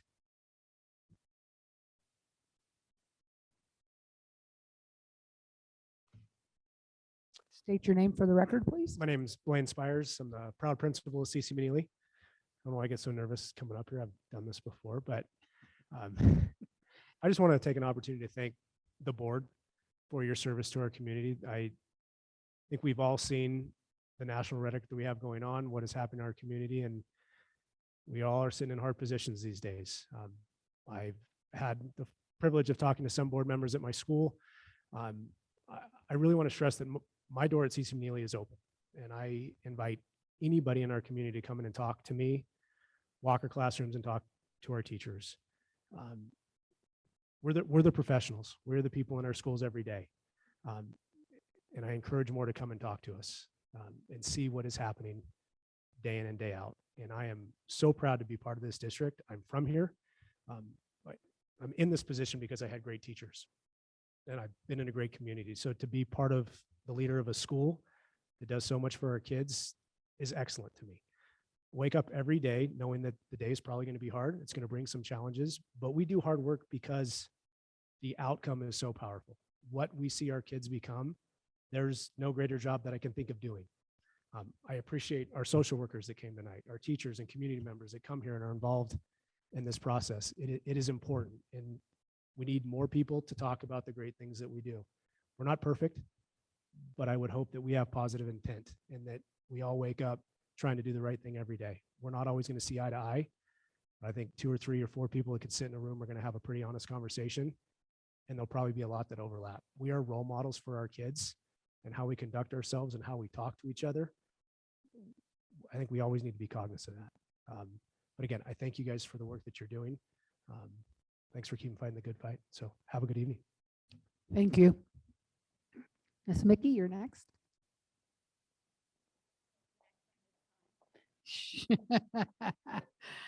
Sorry. I know. I had to write it down because you know I'm not a 3-minute person. I know. Can you go ahead and state your name for the record and then we'll Yes. start the clock? My name is Michelle Trujillo, and I'm a product of Douglas County School District. I've walked the halls of every school in this district, either as a student, a teacher, or an administrator. Since retiring from DCSD, I've worked with educators across our nation in my role as an author, speaker, and professional learning facilitator. It comes to pass that we all grow into our adult vocations, even our retirement vocations, based on our experience and the knowledge we accrue through our education. Ultimately, we develop an expertise. Mine is in the realm of school climate and social emotional learning. So much so that I've written 3 books about it, 2 of which have been published by our nation's most reputable educational publisher. Most of you who know me know that it is not within my natural personality to share my accomplishments. I do so this evening, however, only to give you context for my next statement. Our community is currently being exposed to a great deal of misinformation regarding social emotional learning. So let me share a few facts. First, SEL is a way of being that is integral to education and human development. It is a process, not a program or a curriculum, a process through which young people and adults acquire and apply the knowledge, skills, and aptitudes and attitudes to be self-aware, to manage emotions so they help rather than hinder situations, to demonstrate empathy and build and maintain relationships, achieve goals, and make responsible and compassionate decisions. In the context of reacclimating students to the learning environment in response to some of the challenges imposed while teaching and learning during a pandemic, social emotional learning is vital as an authentic way to create optimal learning conditions. Every parent I've ever had the pleasure of knowing wants their child to learn and to do so in a safe and supportive environment. There are over 20 years of data that suggest students receiving SEL instruction demonstrate better academic outcomes, improved attitude, behaviors, and attendance, fewer negative behaviors and discipline referrals, and reduced emotional distress. I saw evidence of this at my own school in DCSD. I advocate today for social emotional learning, not only because of the evidence of its effectiveness, but because I have seen it work firsthand. One more crucial fact, SEL is not, nor has it ever been, CRT. In fact, critical race theory is just that, a theory, one that is not taught in pre-K through 12 education, but rather a concept that is typically taught in law school. The confusion that SEL is associated with CRT has occurred as a result of a few of our citizens and others across the nation confusing politics with education. I do not wish to take anything away from the political viewpoints or ethical mores of people who believe or understand differently than me. However, I do want to request that anyone listening who didn't previously have the facts about SEL, please put our children as students and human beings first and politics second. There's no room in authentic education for politics. I want to commend and thank our school board, Superintendent Lewis, and all of our amazing educators in this school district for always putting students first. Thank you. Thank you. And our last person to speak for public comment is Michelle Brooks.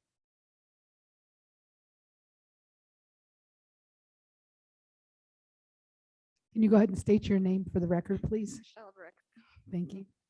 Okay, so I'm yet another school social worker with Douglas County, covering multiple schools. This is my first year employed with the district, and I've been doing my best to learn more and more about the values of the school district, the community, and the students and family that I serve. That's why when all the debate came up over critical race theory, I was very confused. I have not seen critical race theory being taught in the district.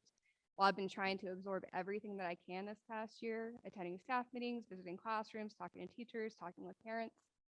And then I was alarmed to learn that social emotional learning was being linked to CRT. I didn't understand how this connection was made.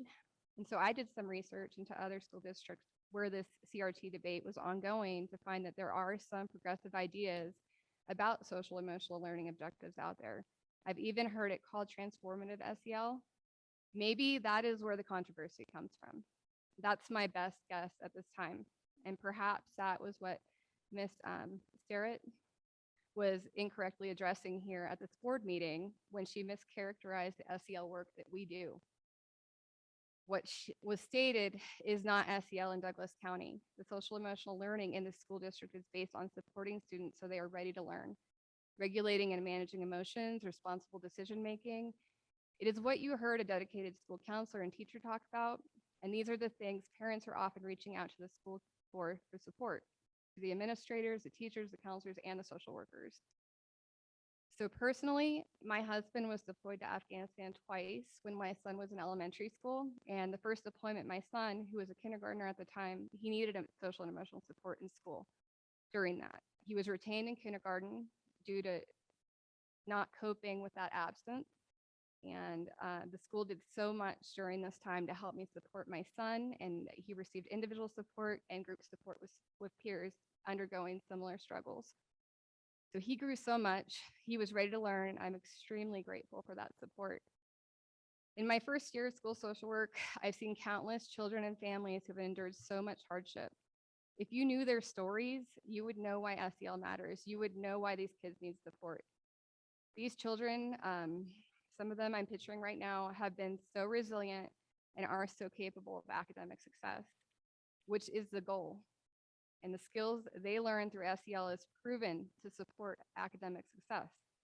These are the skills employers are asking for, relationship skills, responsible decision-making, and we are doing what we can to get them there. Thank you.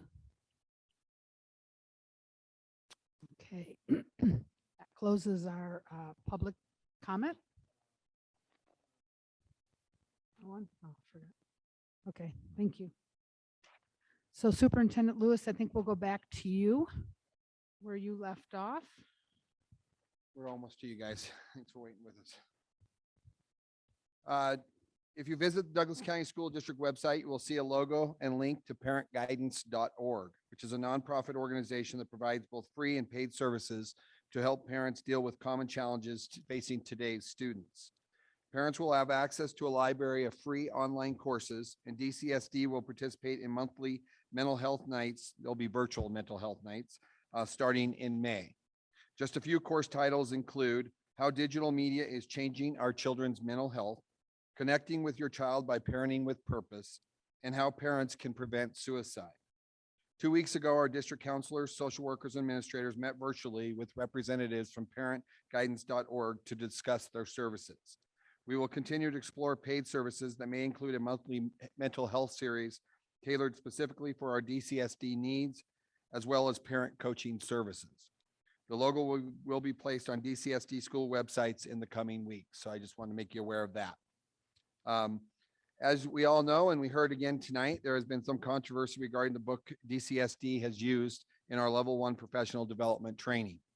As I pledged I would do 6 months ago, I have obtained feedback from teachers who participated in the training, and Executive Director of Education Services, Rami Cronin Mack, has had discussions with our PDC staff regarding whether there are other resources that we might use to achieve the same goal of providing required training on multicultural pedagogy. As an outcome of that process, we do not plan to use the book Culturally Responsive Teaching in the Brain next year. This is not an admission that we were doing anything wrong, but rather a commitment, as I said months ago, that we would take a look and see if there are better resources. We have not yet identified what book or materials we may utilize, but we are working through that process, and I will certainly keep the board informed of that. I wanted to make you aware on behalf of the Douglas County School District, I submitted a letter of support for the Muller project or Muller Parkway project in support of the county's efforts to seek federal funding for that. The letter was specific to the district's interest in reducing congestion on Highway 395 during the morning drop-off and afternoon pickup at Carson Valley Middle School and Gardnerville Elementary School. We view any reduction of traffic congestion as an improvement in both public and student safety in that area. Mr. Gertner and I met with representatives of the Carson Valley Trails Association and the United States Forest Service regarding safety improvements or relocation of the existing trailhead along Jacks Valley Road west of Jacks Valley Elementary School. CVTA and the USFS are exploring various potential solutions to providing a separate trailhead away from the road to improve public safety. They approached the district about a 4-acre parcel we own west of the school site This is obviously an item that would come before you for discussion and potential approval. But I wanted to let you know that we had preliminary discussions and requested that the Carson Valley Trails Association, the U.S. Forest Service, return with a more detailed plan that could be brought forward for further consideration of that project. And then finally, Douglas County School District granted an easement to Southwest Gas for access to the gas lines at Gardnerville Elementary School. Director of Facilities Phil Demas notified you at the last time he spoke before you that Southwest Gas will be replacing the gas lines on many of our school district properties.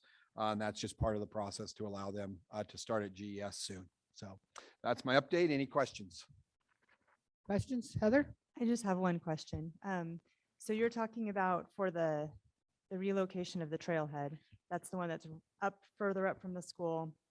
Correct. And right along there. Correct. Okay. And then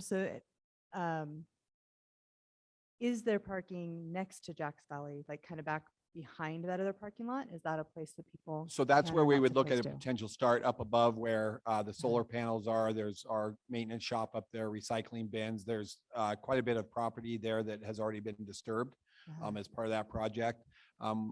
Really what we would be talking is allowing them the use of it. And should we ever have a need for that property for school district interest, obviously we would still own it and be able to get that use back. But right now it just sits there. And so one of the problems they have up there is there's no horse trailer parking as well. And so something a little bit bigger that people who are using the trails for horse riding would also be able to have some parking. They have several accidents up there. Just you kind of come over the hump there and people are parked on the side of the road. And so just a safety improvement and we'll see what they present. Again, obviously this will come to you as a board. You're the decision makers on that, but I didn't want it to come as a surprise either down the road. So. Thank you. Anyone else have a question online? Nope. Okay, then we'll move on. My plan is at 6 o'clock, we're going to go ahead and take our visitors that have been waiting patiently, and then we might need to take a little short break. All right, next we have our Douglas County Safe Routes to School Master Plan. We have our Douglas County Transportation Engineer, John Erb, and Western Nevada Safe Routes to School Coordinator, Scott Bohemer. Did I say that right? Okay. They'll provide the board with a proposed safe routes to school plan for Douglas County. And again, this is information only. Thank you for waiting. Appreciate it. For the record, John Erb, Douglas County Public Works. I'm the Transportation Engineering Manager. I would like to thank Superintendent Lewis and the board for including us in today's agenda.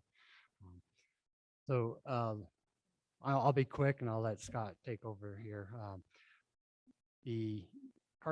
Douglas County is a member of the Carson Area Metropolitan Planning Association, also known as CAMPO, and they receive funds for transportation planning, transportation projects, and safe routes to school. And they approached me in February to do a master plan for Douglas County. And my portion of it would be contributing through the Regional Transportation Commission, the local match for the project. So there won't be any funds required from the school district. But it does leverage both the county, the towns, and the school district for future funding opportunities that come up. So that is all my part, and I'll give you Scott. All right, thank you. Good evening. And for the record, my name is Scott Bohemier. I'm the Western Nevada Safe Routes to School Coordinator. And in the back here is Kelly Norman. She's the Senior Transportation Planner at Carson City and actually was a big part of the plan when this one was written. Before I came to Carson City, I was actually with Nevada Department of Transportation as the bicycle pedestrian coordinator and oversaw the statewide program for safe routes to school. So Western Nevada Safe Routes to School, as John said, we're part of the Carson Area MPO.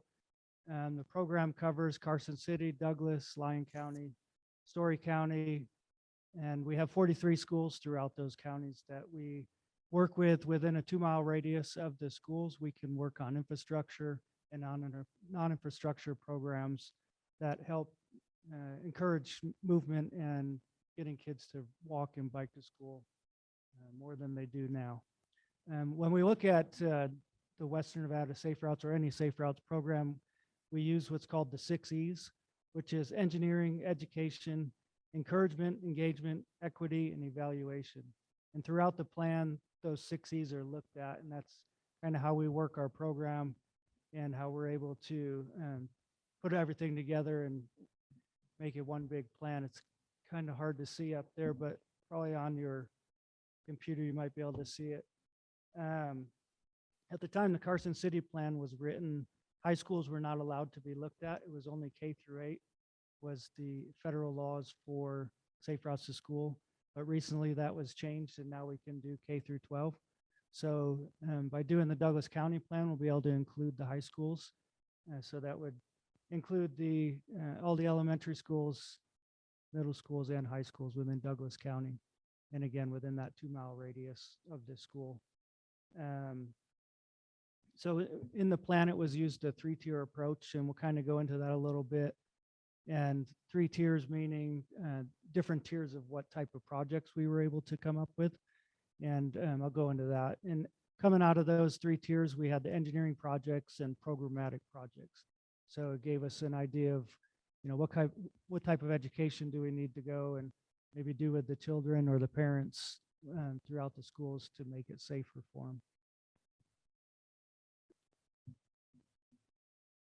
So this is the tier 1 projects.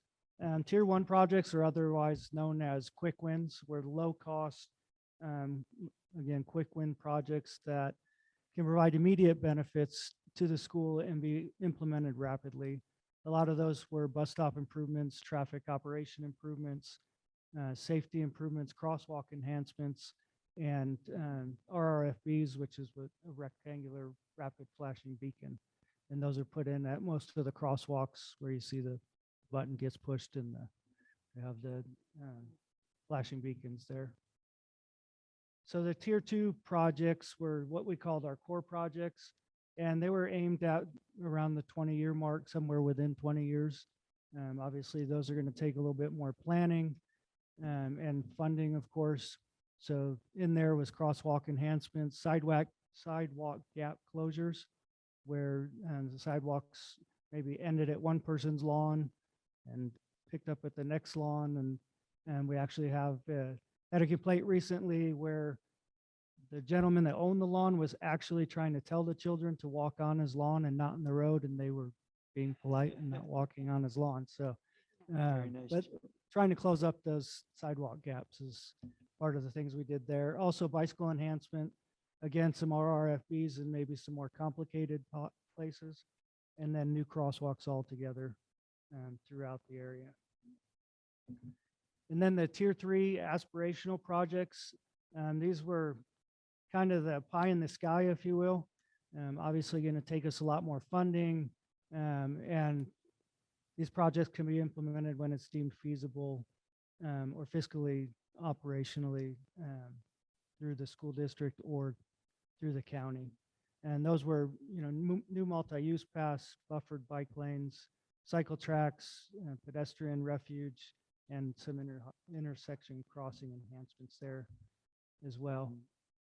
So what we did when we first started looking at these and how we came up with the tiered projects is started by looking at existing conditions and met with each school individually, principals, PTA members, crossing guards, teachers, students, parents, basically everybody that we could, and come up with that sidewalk connectivity, safety education programs that might be in place, congestion, corridor crash history. There was a drone used in the Carson City program when they did the plan, and they flew the drone over the top of the school during the dismissal and when the kids were going to school, and we're able to actually see the movements of the students, which way are they walking, where are we getting most of the parents going, and the whole circulation. So it was a really good way to be able to kind of put that together and helped us be able to prioritize those projects. So when they started prioritizing the projects, they used a scoring process. As you can see in this slide here, it talks about the scoring process and kind of what went into play with those. And then after they were done, they could get the maximum of, I think it was 67 points. And most of them, I think, if I remember right, the highest number we had was like 40 something points. But then they were able to prioritize those projects and figure out which ones we wanted to shoot for first. When that plan was put out, what will come with the plan is called a design toolbox. And in that design toolbox, it kind of shows us different ways, different things that can be implemented, whether it's bulb outs in the roadway to try to slow down the speed of the cars, or if it is an RFB or bicycle lane or cycle track, and whatever that might be. And in that toolbox, it's, I don't remember the number of pages, but it's a lot. And there's a lot of different things that we can work with as we go through. And it has all the different amount of dollars that it would cost. So it gives us a lot of options as we go through it. And this slide here just kind of shows you when the plan was finished, kind of how the plan put out the projects. So you can see on the left, that was the quick win projects. On the right was the tier 2 SRTS core projects. And in those, it just kind of shows the dollar signs, which gives us an idea of how much that might cost. It works out well. Like right now, we just received a little bit over $1 million to do some SRTS projects in Carson City. So we were able to look at those and go, okay, if it's a $1 sign, we know we could get a whole bunch of those done for $1 million and so on. Actually, with the current 1.1 million we have in Carson, we were able to get that whole list of quick wins done, and then a few other ones out of the tier 2 project. So it was really helpful to be able to go through and really just kind of nail those down, and really saved us time as we were planning and putting those projects together. And so that was the engineering, the recommendations. Again, it went through the prioritization process, had an implementation plan, cost estimates. And again, some of the things we did was intersection crossing enhancement and sidewalk gap closures. When it comes to the programmatic recommendations, a lot of that comes down to really what I do a lot is go to schools and do safety presentations with kids. You may end up seeing what we call Safety Sally. We actually just took her to Silver Springs and did an entire walk to school event.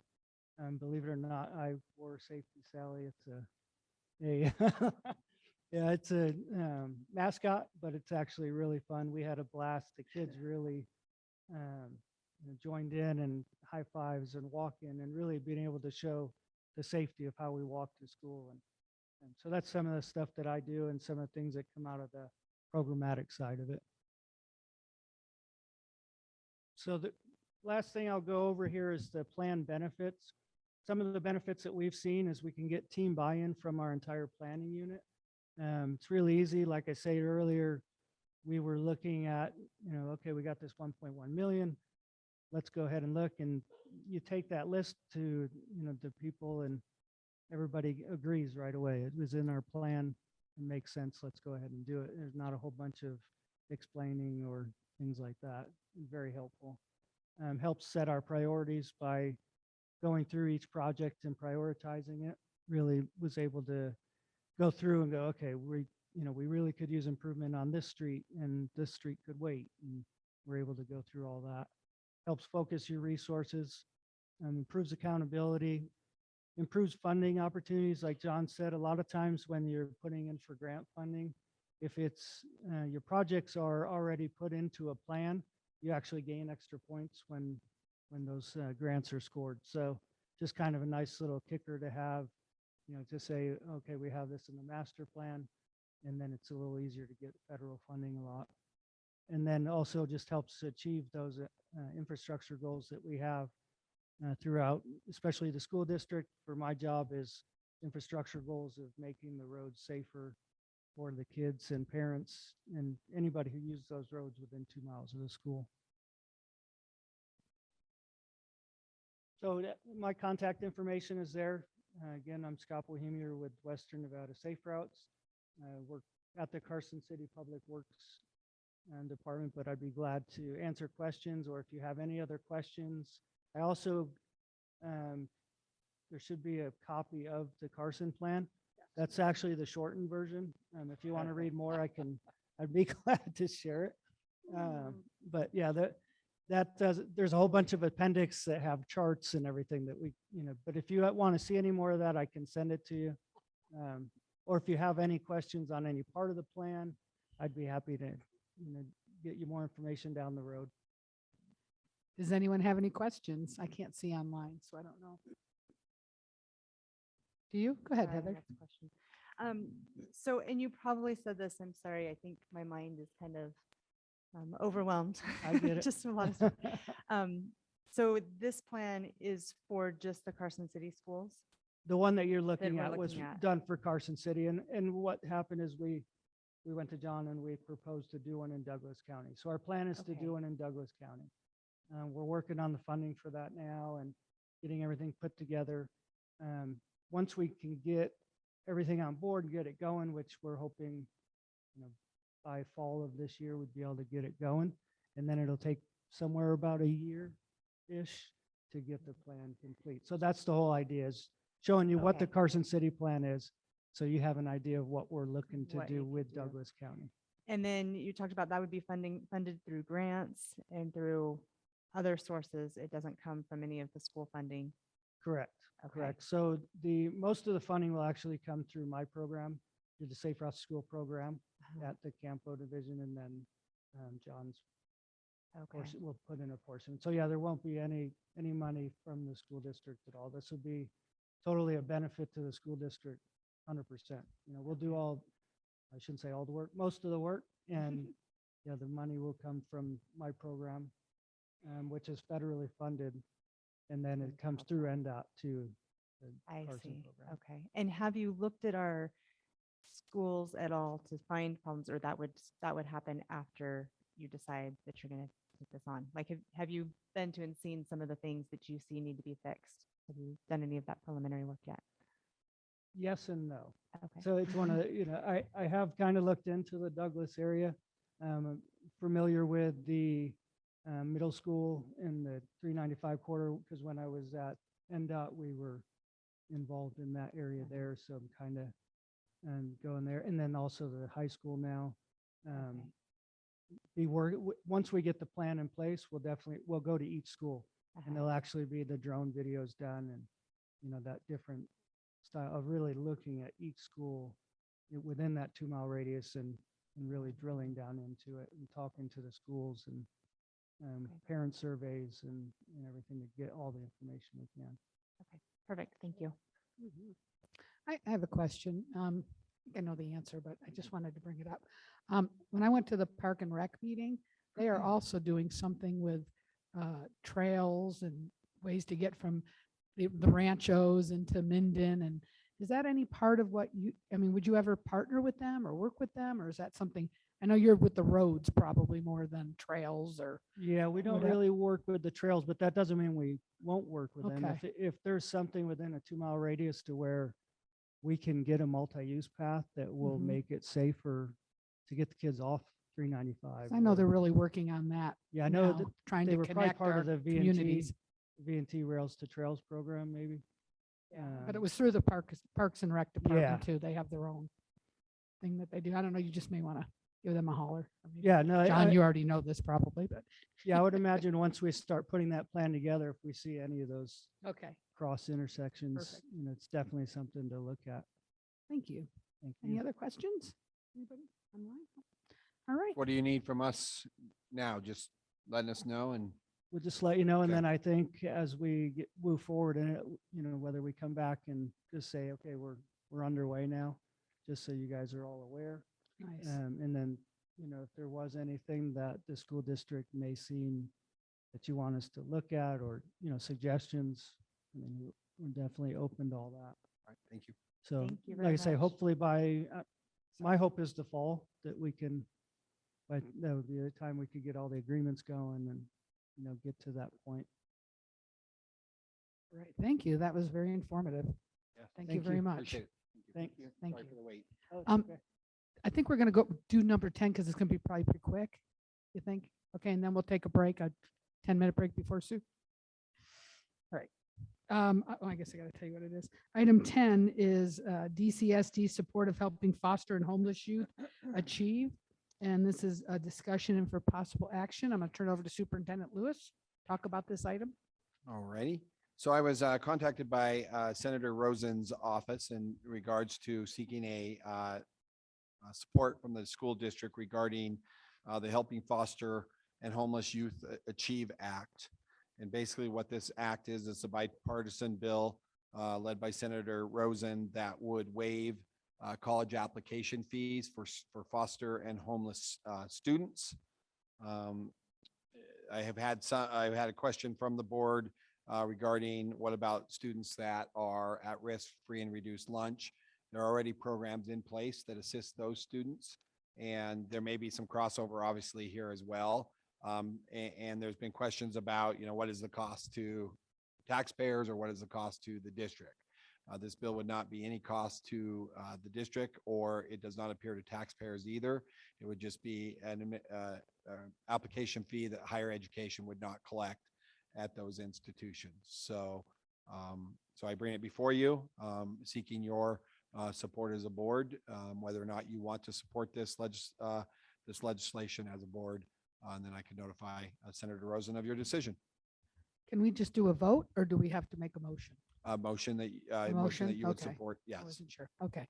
Would someone like Does to make a any- motion or questions? Yeah. or questions? Anybody have any questions first? Make a comment that it supposedly might not, come on Douglas County funds or on taxpayer funds, but everything costs. And so the colleges are going to lose money somehow, and they're going to attempt to make it up somewhere. So I don't believe it's free, but that's just a comment I want to make. No, I'd ask the same thing. Who's going to pay for this? And, where does it come from? And Superintendent Lewis said that higher ed pays for it, kind of what you're saying, but it's. Doug makes a great point. Yes. Yeah, but it is true. I would tell you that it would be, in terms of impact on Douglas County, obviously this is not a large group within Douglas County itself, but we obviously do have foster kids and we do have homeless students, both that do try to achieve furthering their education. So I do have a question. I mean, how big of a burden is the application fee versus tuition and everything else? I mean, is this, they talk about it being a barrier, but it seems like there's got to be higher barriers than that with tuition and everything else. Well, I think where you would run into this is, and it, obviously having a high school senior just recently, it can really vary obviously from college to college.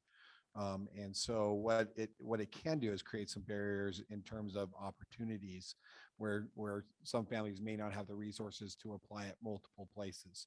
And because that starts to add up, and for any of us that have had college seniors, your kids want to apply everywhere.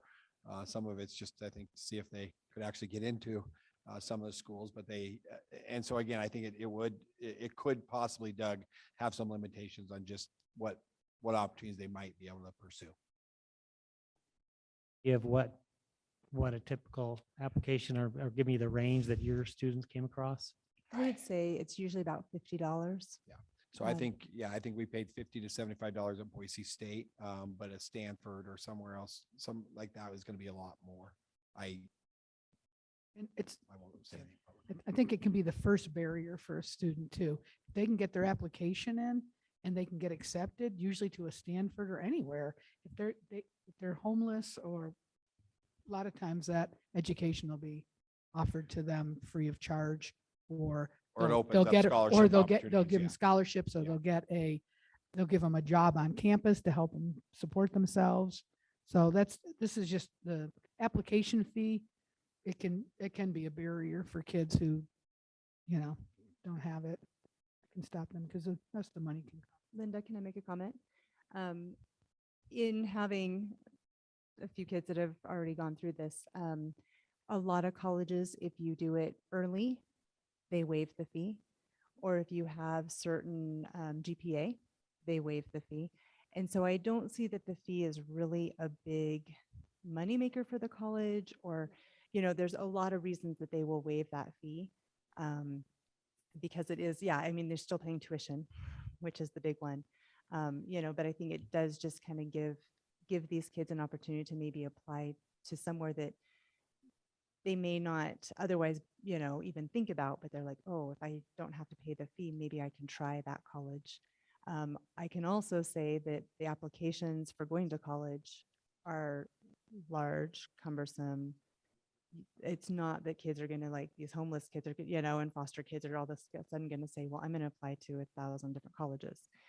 Usually you apply and you get accepted at one and you're done, because you don't want to have to go through any of that work again.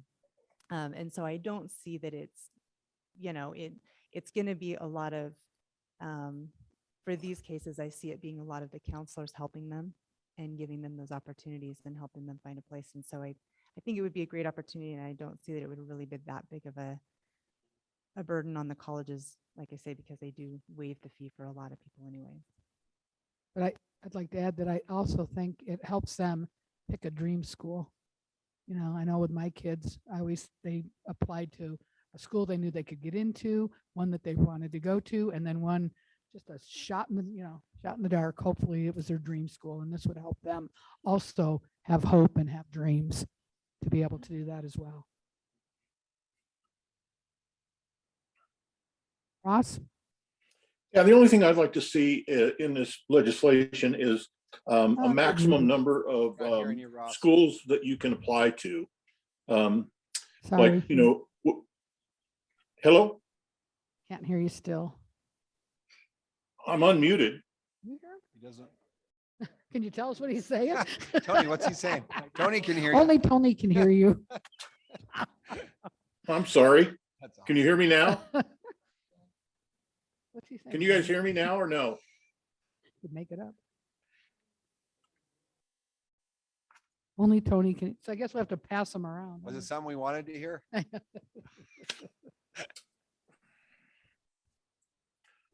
I'll just text you, Keith. Why we're not hearing them?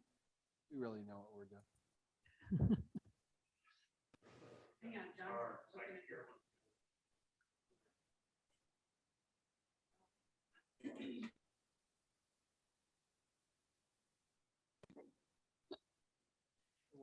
Can you hear? Whoa. Can you hear me? Ross, can you hear me? Barely. Oh, there you are. We Okay. can hear you now. We can hear you now. Go ahead, Ross. Okay, the only thing I wanted to say is I'd like there to be on this legislation some sort of a limit so that the kids aren't applying to 30 schools. I mean, so they can, just apply. I know it's a lot of work, but maybe a limit of like 3 or 4 schools on the legislation to waive the fees. I might have power, Ross. I don't know if I have that much power on this bill. I don't think you have power at all on this bill, but I mean, that would be my choice, that there'd be a finite number of schools. I got a feeling that I don't think it'll be a problem because what Heather said, if you've filled out a college application, they're pretty cumbersome and. I know. I will share that Yeah. if it's approved. I know my kid filled out 6 of them. Go get her. All right. Yeah. All righty. Are we ready? Can to I make- ask one other question? Do you know Okay. what colleges or how colleges feel about this? I was looking kind of at who's supporting it. Is it just Nevada colleges? No. No, it's any So college. this is federal, right? Yeah. So I just Federal, yeah. wondered, I don't know. I don't and know. I did and invite him to be here tonight. Yeah. Yeah. And that's what I was saying. Like, I know you probably don't know the answer, but that would be a thought. I don't know. No. All right. Does someone want to make a motion? I'll make a motion that we, Douglas County School Board, support Helping Foster and Homeless Youth Achieve Act, that we support this legislation. Okay. Okay. Motion was made, seconded by Tony. Is there any public comment on this? Seeing none, we'll bring it to a vote. All those in favor say aye. Aye. Anyone opposed? No, I think we lost Rob, didn't we? Is he still there? Oh, I didn't see him. Where'd you? I don't see him He's anymore. frozen on mine. Oh, okay. Motion passes 7-0, and we are going to take just a short 5-minute break. Thank you.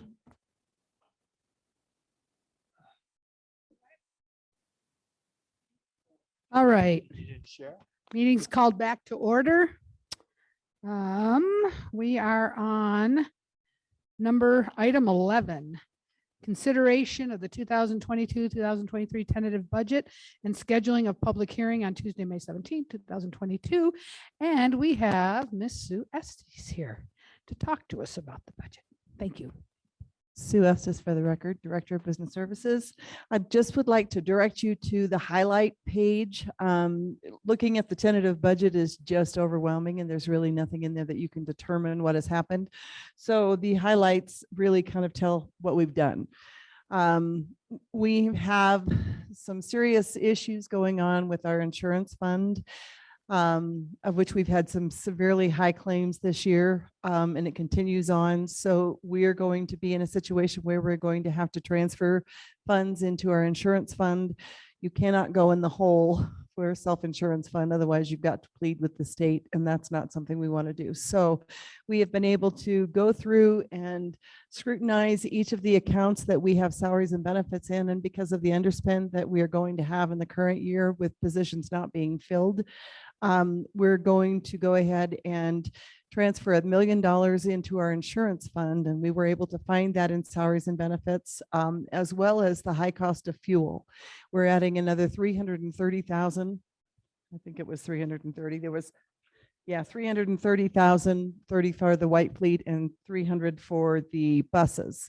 Now, if things start to go down, we can certainly amend that next year in our in our December amendment, but things don't look well right now. So that's what we're having to do. And then we're going into this current year, even with the underspend, and because we have such an underspend, we will probably do $1 million transfer to our insurance fund as well in the current year. So those are some severe problems, whether the district pays for that as an extension of the premiums that we pay and the, increasing those premiums to the insurance fund, or we were able to find that in salaries and benefits and able to transfer those funds. So, and basically that's really all we did. We just added step and column, and then with the staffing issues and the enrollment situations, we have acknowledged that the salary adjustments, that's what we've made the salary adjustments for. So basically, in a nutshell, that is really all that we have. And plus we have added another 80,000 for our liability insurance. That seems to be the normal process, about 15% each year that we are increasing. We have not received our package for next year, but that's just an estimate. So we'll know more in detail later. And that's basically all of the information that we've taken with our tentative budget and made certain changes. So. Do we have any questions? Tony, go ahead. How do we allocate our fuel? Do we take a bid on it and we get enough fuel for the whole year? How do we store, where do we store it? No, we do have companies that Dennis Hauscher, who is our vehicle maintenance supervisor, and Brian Linford, our transportation supervisor, they go out and solicit for fuel companies to actually come in. So we get billed monthly for our fuel, but it is looking now like we're going to have to add about 186,000 to the current year for our fuel. And we have never really been in this situation before. So with that projection, we felt like we needed to add 300,000 for next year. And hopefully that will decline and that we can actually adjust some of those costs. But it is one of those. We bid it monthly.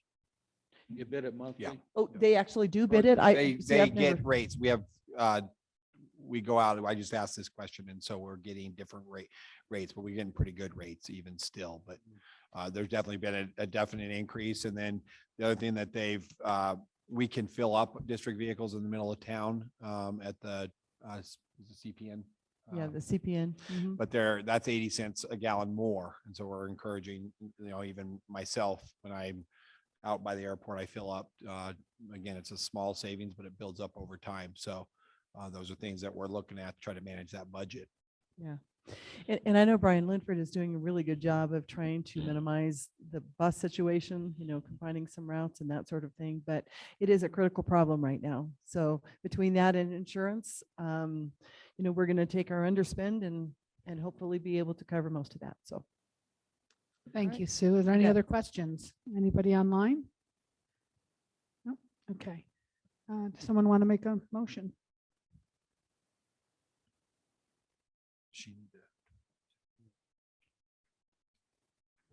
Anybody? Motion to approve the FY 2022-2023 Douglas County School District tentative budget and declare a public hearing on the budget for Tuesday, May 17th, 2022 at 4:30 p.m. at the DCSD Airport Training Center. I'll second that. Thank you. Is there any public comment? Seeing none, we'll take a vote. All those in favor say aye. Aye. Aye. Anyone opposed? Did we determine if Rob's on or not? Okay, he told me he would say no. Okay, so vote passes. Thank you. Vote passes 7-0. Thank you, Sue. Thank you. Next is item 12, painting maintenance project contract approval. And we have Mr. McCullough. Thank you, President Gilkerson. Scott McCullough for the record, Douglas County. For the past 3 years, we've done a painting maintenance contract where we create a set of bid documents and bid out the work that's most needed in the district. This year, we selected the high school to be completed. We've worked through the last 2 seasons, so this year we'll complete painting the high school. It'll all be one color and it'll look great. So we received 3 bids for this project. The spread was really good, 71, 73, and another one within. It's funny, though, this company's out of Woodland Hills, California. So we did a little investigation before we awarded. They were responsible. They turned in all the right stuff, but they do a lot of work for school districts, both in California and Nevada, as I'm working in Reno. So their references say that they'll do a good job for us and at a good price. So any other questions? Any questions? Just the lowest bid was probably the deciding factor because they were a responsible bidder. I'm sorry. The lowest bid, because they were all so close, was that the deciding factor? Yes. All right. Thank you. Thank you. Would anyone like to make a motion? Madam Chairman, I'd make the motion that we approve the contract for painting maintenance project approval for consider awarding the bid for services to fix painting for Douglas County School District painting maintenance project in the amount of $71,000. Motion was made. Would someone like to second it? Second. Okay. Any public comment? Seeing none, we'll take a vote. All those in favor say aye. Aye. Aye. Aye. Anyone opposed? Motion passes 7-0. Thank you. Next, Scott, are you on this next one too? Yes. Next one is item 13, and this is carpet maintenance project contract approval. Go ahead. Thank you, President Gilkerson. Scott McCullough, Douglas County. Same as before, this is our carpet maintenance that we do annually. Our goal is to get caught up so we don't have 20-year-old carpets in schools, but with budget, we allocate $100,000 each year to do this work. Again, the $100,000 is under prevailing wage, and it's not a state public works project. So it provides a little more value to us to do that. This year, we only received 1 bid on this project. And the one bidder was a successful bidder of last year's carpet maintenance project, who did an excellent job. So a lot of times on these projects, you won't get multiple bidders when they see a successful contractor, win a lot of these bids. It was in alignment with last year's numbers, so we're confident that it brought value. And the scope of the work is to complete the last 2 pods at Paualoo, and then the hallway carpeting at DHS. Does anyone have any questions for Scott? Oh, Doug? Are you saying that they're not under prevailing wage? It is not a prevailing wage. Everything under 100,000 is not required to be a public works Okay, project. thank you. I just wanted to ask, so when you put it out there, it's open for anyone to see and to bid on, and then just one company actually bid it on it. Is that correct? Correct. We advertise in Record Courier, which gets picked up in online rooms. So contractors have access to the plans, all throughout, Northern Nevada and California. Thank you. I have a question. When you asked about prevailing wages, I'm not sure I understand what that is. A prevailing wage project, the state requires a prevailing wage, which is determined by the Labor Commission, to be paid on any projects over $100,000. Not only is the amount set by the state for an acceptable wage, it also has a reporting factor and other requirements that the Labor Commissioner regulates. So you're also paying more for those wages. It's on compared to an under 100,000 or a private project. So it's similar more to a private project than it is a public works project, and that's what the prevailing wage rate project is. Okay, thank you. Any other questions? Does someone want to make a motion? I'll make a motion. I recommend that the board award the bid for the DCSD carpet maintenance project to BT Mancini in the amount of $87,246 as recommended by Director of Facilities Phil Demas and Project Manager Scott McCullough. Is there a second? I'll second. Thank you. Is there any public comment? Seeing none, we'll bring it to a vote. All those in favor say aye.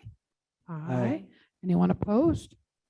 Motion passes 7-0. Thanks, Scott.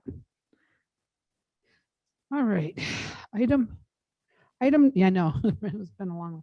Item number 15 is our Nevada School Climate Social Emotional Learning Survey results. It's for information and discussion only. And I believe we have Miss Rami Cronin Mack, Assistant Director, Director of Educational Services, and Assistant, soon to be Director of Educational Services, Shannon Brown. Moral support. There you go.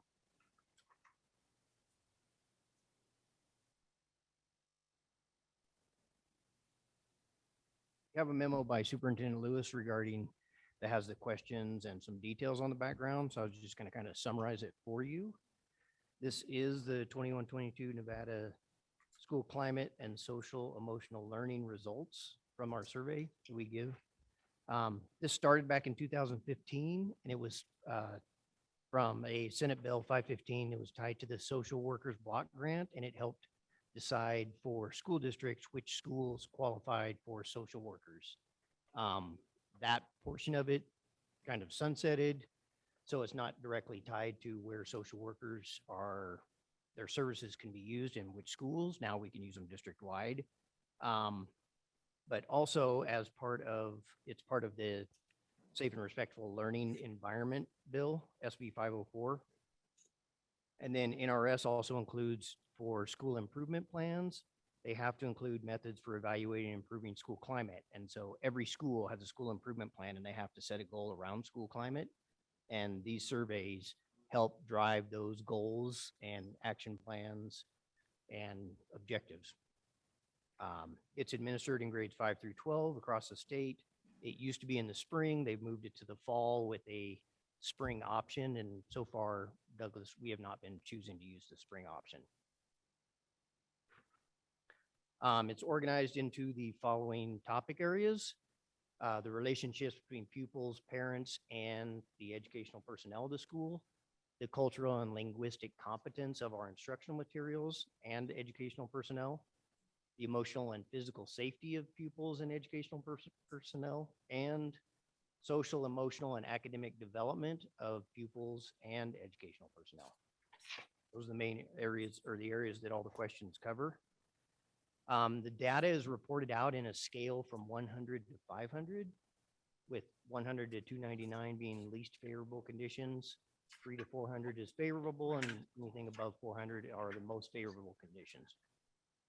So as you'll see in our results, in each of these areas, DCSD schools and a district as a whole are always in the favorable conditions, with some of our schools getting into the most favorable conditions. So around engagement, culture, and linguistic competence, the district results are at 359, but you'll see that many of the schools are above 400, and a lot of them are up close to 400. In terms of engagements around relationships, which measures the links between and interactions between and among students and adults and peers, we're at a 349 as a district, but again, individual schools, a lot of them are above, some are right around that 350 area. In terms of safety, physical safety, which is including families, caregivers, students and school staff, community, fear or actual exposure to physical violence, theft, intimidation. You can see that's a rather high number for our district, 373, with a lot of schools up above 400. I'm going to say, I'm going to go ahead and give a shout out. Gardnerville has always used this survey to drive our goals around school safety and social emotional learning and school climate. And I've never seen a school hit 500 yet. So, and yes, I was proud to lead that last year. I was going to say, what he's not telling you is that those are results, I think, from this fall, but you know, he was the principal there last year. So. Yeah, thing we got him. And then around safety, emotional safety, again, we score in the 300s, with many of the schools getting up close to 400. So I do want to just jump in here. I do think you as a board have devoted a lot of resources to physical safety over the years, and we've done a lot to make kids feel safer at school. And this survey reflects that of all the things that we're looking at. Physical safety is where we're scoring the highest amongst our students. So that's kudos to the board. You've played a role in that, I believe. And then this final piece of data I can't speak to why they report it out differently, but all of the questions around social and emotional competence, these numbers reflect the percentage of responses that were positive. So if they wrote that they agree or strongly agree with a positive statement around social and emotional competence, that's where this is the percentage for each school, with an overall district percentage of 70% positive results. That out of 100? Out of 100%, yeah. So any questions around those? Heather, do you? Go ahead. I'll let you go first. Do go ahead. You have. No, it's okay. Okay, so my first question is, so you said that this survey used to give us how many people or how many social workers or where to allocate social workers. That is no longer the case. So I guess my question is, there's not a benefit to us doing this survey from the state. The state is not like saying, if you do this, we will give you money, or is that correct? Or I guess I'm just trying to clarify. Yeah, I don't believe there's any funding allocations tied. That is Right. correct. Okay, and that was my question. Right, which was.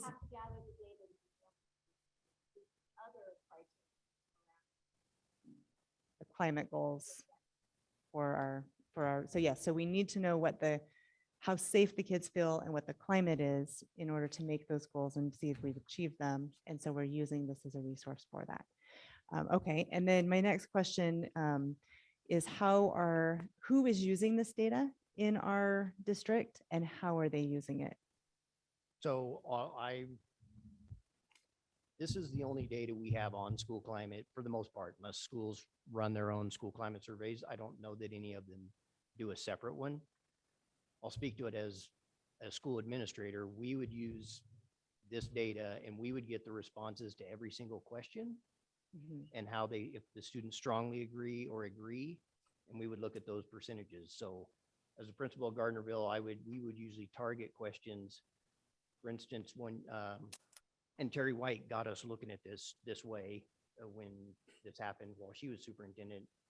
But we would look at questions like, if 1 out of 5 kids said adults working at this school treat all students respectfully, and if only 80% said they agree or strongly agree to that, our school would target things like that. Some of the other questions that we would really look at is, my teachers care about me, I feel safe at school, I feel like I belong, I feel like I'm a part of this school. And we would use that data, bring it to teachers' attentions, we would write it into our school plan.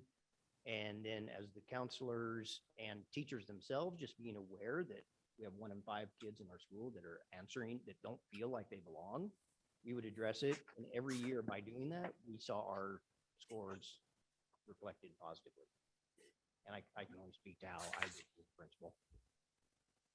So basically you would take the data and you would say, okay, here's what goals we need to make our kids feel safer or, feel more comfortable in our schools, feel that they have a friend and an educator.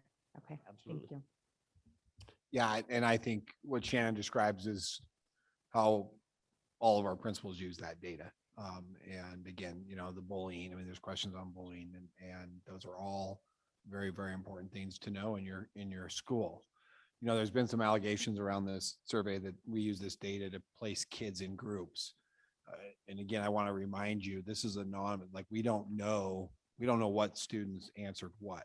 We're getting this data back just as you're seeing it tonight. We're not getting it by individual student. We're getting it by the collective whole. And so again, it's informing you across the school where you may have issues and where you need to target.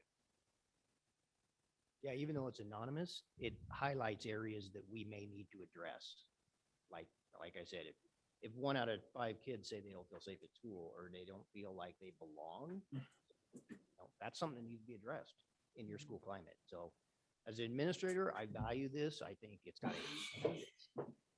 I don't think there's anything in here, if you read through the questions, that are controversial. It's all about school climate. I asked, when you have general questions and you don't, anonymity with the students, how do you address, say, for example, if you feel like there's a lot of questions about people feeling like they're being bullied, how would you address that? About students being bullied, we would ramp up our proactive bullying education is one way of doing it. One, we address and encourage more students, make sure that they're reporting, because I'd hate to have our data on this climate survey indicate that 20% of our kids feel like there's a bullying problem in our school, but we're only getting 5 bully reports a year or something like that. So that's either a lack of reporting or a lack of, or fear of reporting. So we do as much as we can to make our kids comfortable so that they know they can report, they know it'll be addressed.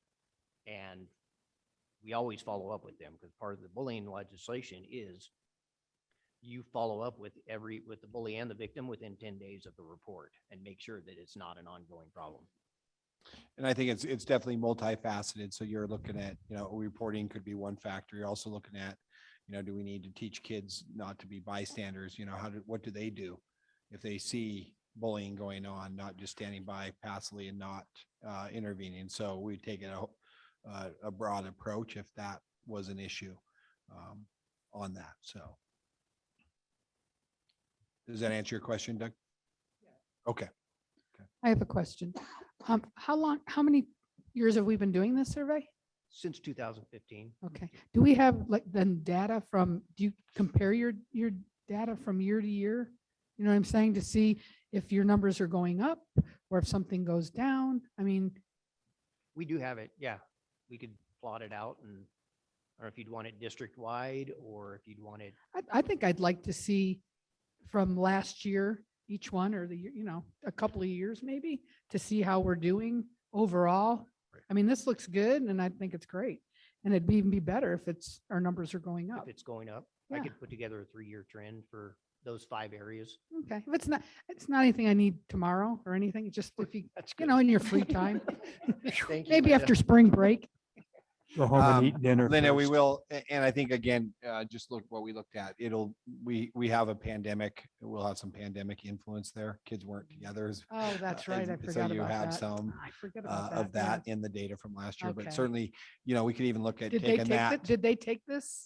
We did administer, yeah. in We did administer in 2020. the fall. It'll be of last interesting year to and see the fall then. of this Yeah. year. And we'll have to take Yeah. that into consideration. Yeah, and you just put a footnote next to it. and Nice. If Okay, there's that's something that okay. really pops out that's really strange, but no trend, we That's would okay. look at that. So. Thank you.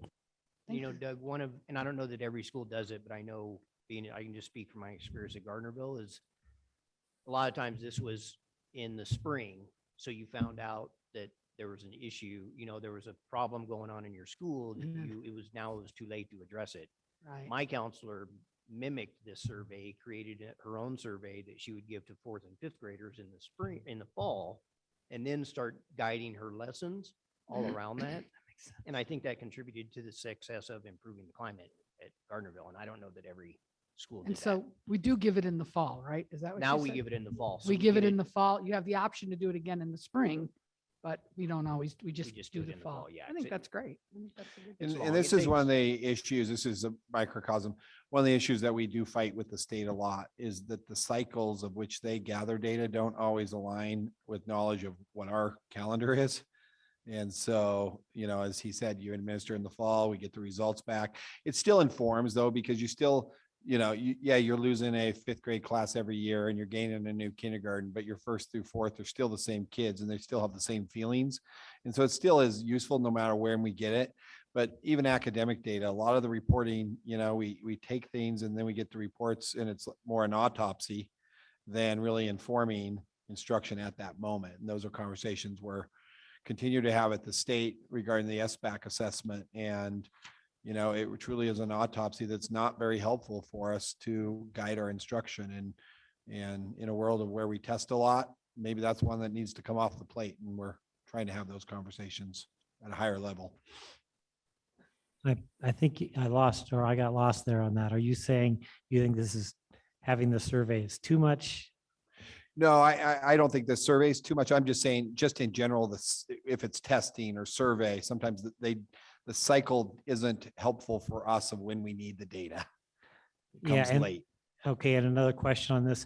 So this survey, I mean, I can see how it comes in handy here district-wide for the principals or whatever to address, but this goes to the state for their information or whatever, or? Yes, I mean, they I would assume it have does. access. So I would imagine that the legislature looks at this data. It probably informs some of the legislation around bullying. You know, I'm sure there's some of this data that is used to inform. But again, and we get our reports from the state, so that the state is aware of our data, yes. How it's necessarily used at the state level, I can't give you a informed answer on that. So this information that we got came. We get a you sent all report for the- each school You sent with this to data. the Yep. state, the survey results, and then they put this report together? No. When the students take the survey, Right. the state generates that survey, that the survey results go to the state, then they generate a So report we to don't the see the school district results until they. send by it. school. Yep. All right, thanks. So we get a separate report on each school. All righty, thank you. So I have a math question for you. Kelly Winters will appreciate this. I don't know if you guys know, but how does it? All right, Shannon, this is yours. She's turning it over to you. How did they come up with the district result? Because if I average those numbers together, that's not the number I'm going to get. So Do you know? Or I tried to find an answer in, Okay. just in all of the litter, well, because I got the doesn't same make question. sense. The It same looks question came to weird. me when I'm looking at Why it did and I'm they like, switch it to I started doing the percentage? math and I'm like, that's not an average. No. If we averaged it, it would be higher. It'd So be- Yes. I will try to see if I can get, there are individuals I can email and see if the answer is different than what I think it is. I think Right, they look okay. at all the responses that go in district-wide and that creates a number. Okay, so since our schools have different amounts of kids at each of them, that could. Okay, So that, that's what I think, that, yeah, that you may have, does if make you sense. averaged them and you have this huge class at Douglas versus 63 kids at GES. So I think they probably take all the kids that take it, Thank generate a you. number. But I'm interested to find out the 'Cause accurate answer. They myself. switched it to percentage from the number. It was Well, like, and why- then. It's math and magic. Yeah, it does math and magic. Maybe we need to teach them. No, that makes sense.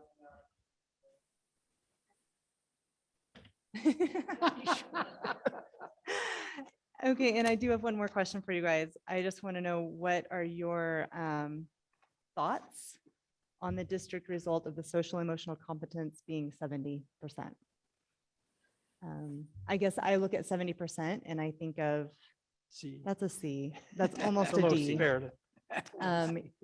Do you see that as this is something we really need to work on and stuff, or do you know, and compared to other districts? I don't know. I just wonder what your thoughts were on that. Me personally, I think it's something we always need to work on. So school climate is one of the most important things that will contribute to academic achievement. So yeah, 70 is not good enough for me.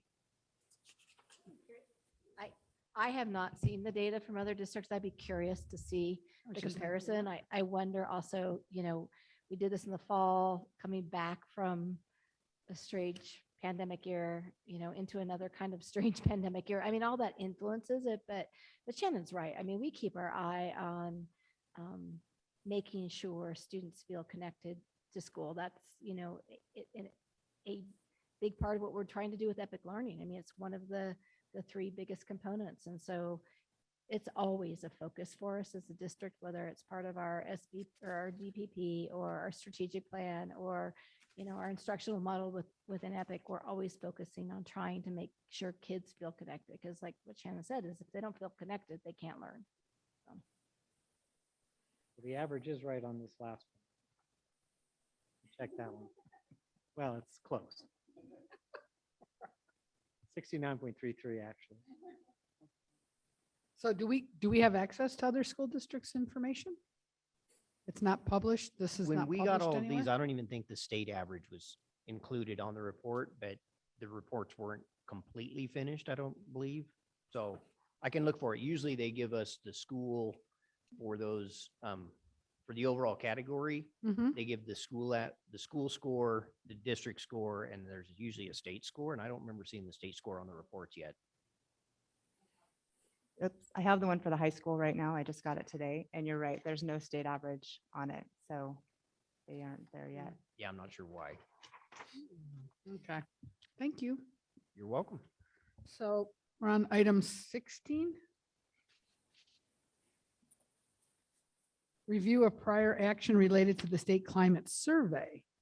So as requested by the board, Superintendent Lewis will review the board action, which was taken on August 10th, 2021, related to the Nevada School Climate Social Emotional Learning Survey. I'll turn it over to you. All right, thank you. And this, again, was a future agenda item brought forward at our last meeting. So we did a review of the August 10th, 2021 board meeting, a review of the minutes and video. And so the board action, following extensive discussion with the board, trustee Engelkirk made the following motion. First of, and this is direct wordage. First of all, that when there is a survey offered, that the school board or the superintendent's office makes an effort to contact parents and that they have the option to opt out. And that secondly, question 4 is removed from the questionnaire. The motion was seconded by trustee Chichester. Board voted unanimously 7-0 to approve that motion. I also provided you background on board bylaw 060 meetings, which states that means in part, items previously approved or rejected by the board would require 4 board members to bring the item back to the agenda. And so that's a review of that agenda item. And I just remind the board that the agenda item is just a review of this, and that we can't tonight engage in whether or not the climate survey, that again would have to come up in the next agenda item, the future agenda, or when we get to that in the, you certainly can discuss this information I provided you, but I don't want to get into the merits of the survey itself. It's Right. would be improperly. That's not how we agendize this. Okay, got it. So so is there any comment? Sorry. I mean, is this the item that we brought up last week or last month? This is discussing that. Wasn't that purpose of that was to discuss whether we can go ahead and decide whether this can be changed to an opt-in versus an So opt-out? what the point was with the board is the point is that the board took action on that survey as an opt-out. So now to change that action to an opt-in would be reopening the discussion, changing the decision, which would then require 4 board members to put that back on the agenda to have that discussion. So that would be the next agenda item. If you wanted to bring that back on, I will just say at this point that I don't see that happening. And so to save some time, I would just appreciate at the consent of some parents that have contacted me that we make sure that we, and I know you said we do, that we make a good effort to make sure that parents are notified that a survey is coming, to give them that option. And so they don't, I don't know how they miss it. I don't know what to say, but just that we would do that, and then I'll just drop it for now. because actually these were your words here. Right. Okay. The reason that I brought it back up was because of the fact that I Wanted to heard change it. information from parents that they were not feeling like they were informed and they were not Understand. comfortable with their student taking the survey. Got it. Okay, thank you. That clears that up. All right, so now we'll go into a closed session. Oh, let's see. The board will recess to a closed session in order to discuss matters with its management representative pursuant to NRS 288.220. Can someone make a motion? Perfect. Go to closed session. Do I have a second? Second. Any public comment? Seeing none, vote in favor, say aye. Aye. Aye. Those opposed? Motion passes. Linda, at this point, since I don't have any way to talk to you guys, I'll just go ahead and end my portion of the meeting. Do you not want to be included into the? I don't think I can be. I don't think they can set up a conference call. No? Ross, we can call you. Okay, that's fine. I didn't know if you had conference capabilities up there. How The about last time Rob? you left me hanging. I know, well, that was, sorry, we won't do that. Sorry, we won't do We'll that get you on again. the phone before we get dinner. Okay. This is Rob. Try to call me too. Okay, we'll call you. All right, I can do that. Ross, just make sure you turn off your video during closed session. Yeah. Back to order. Oh, sorry. Call the meeting back. Excuse me. We call the meeting back to order. We're on item number 18, prioritizing agenda, possible items for future board agenda meetings for discussion and possible action. We'll request from the board and its members to items to be placed on future agenda items in accordance with its policies. Does anyone have anything that they want to add? I do.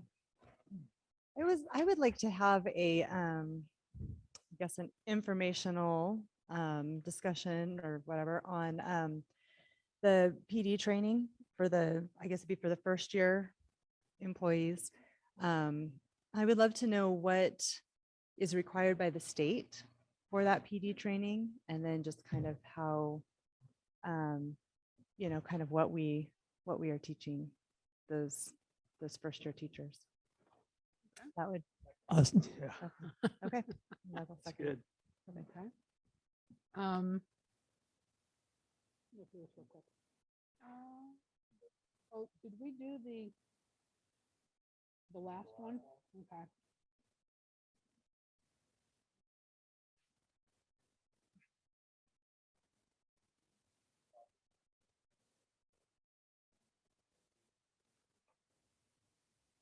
Okay.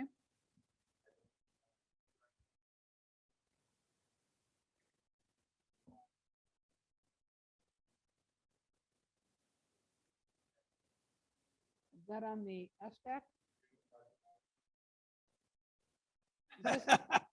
Is this I the missed that. Keith, is this the first one? First Love you, item? man. That's the first item? First item. Okay, so it says Jim. Okay, perfect. Have the budget on there. And then we have the instructional loss on there. I guess we have to wait till we test, to show. Well, we can start looking at map data and so, yeah. Did you say the budget? The high level discussion of the budget. We don't have that agenda.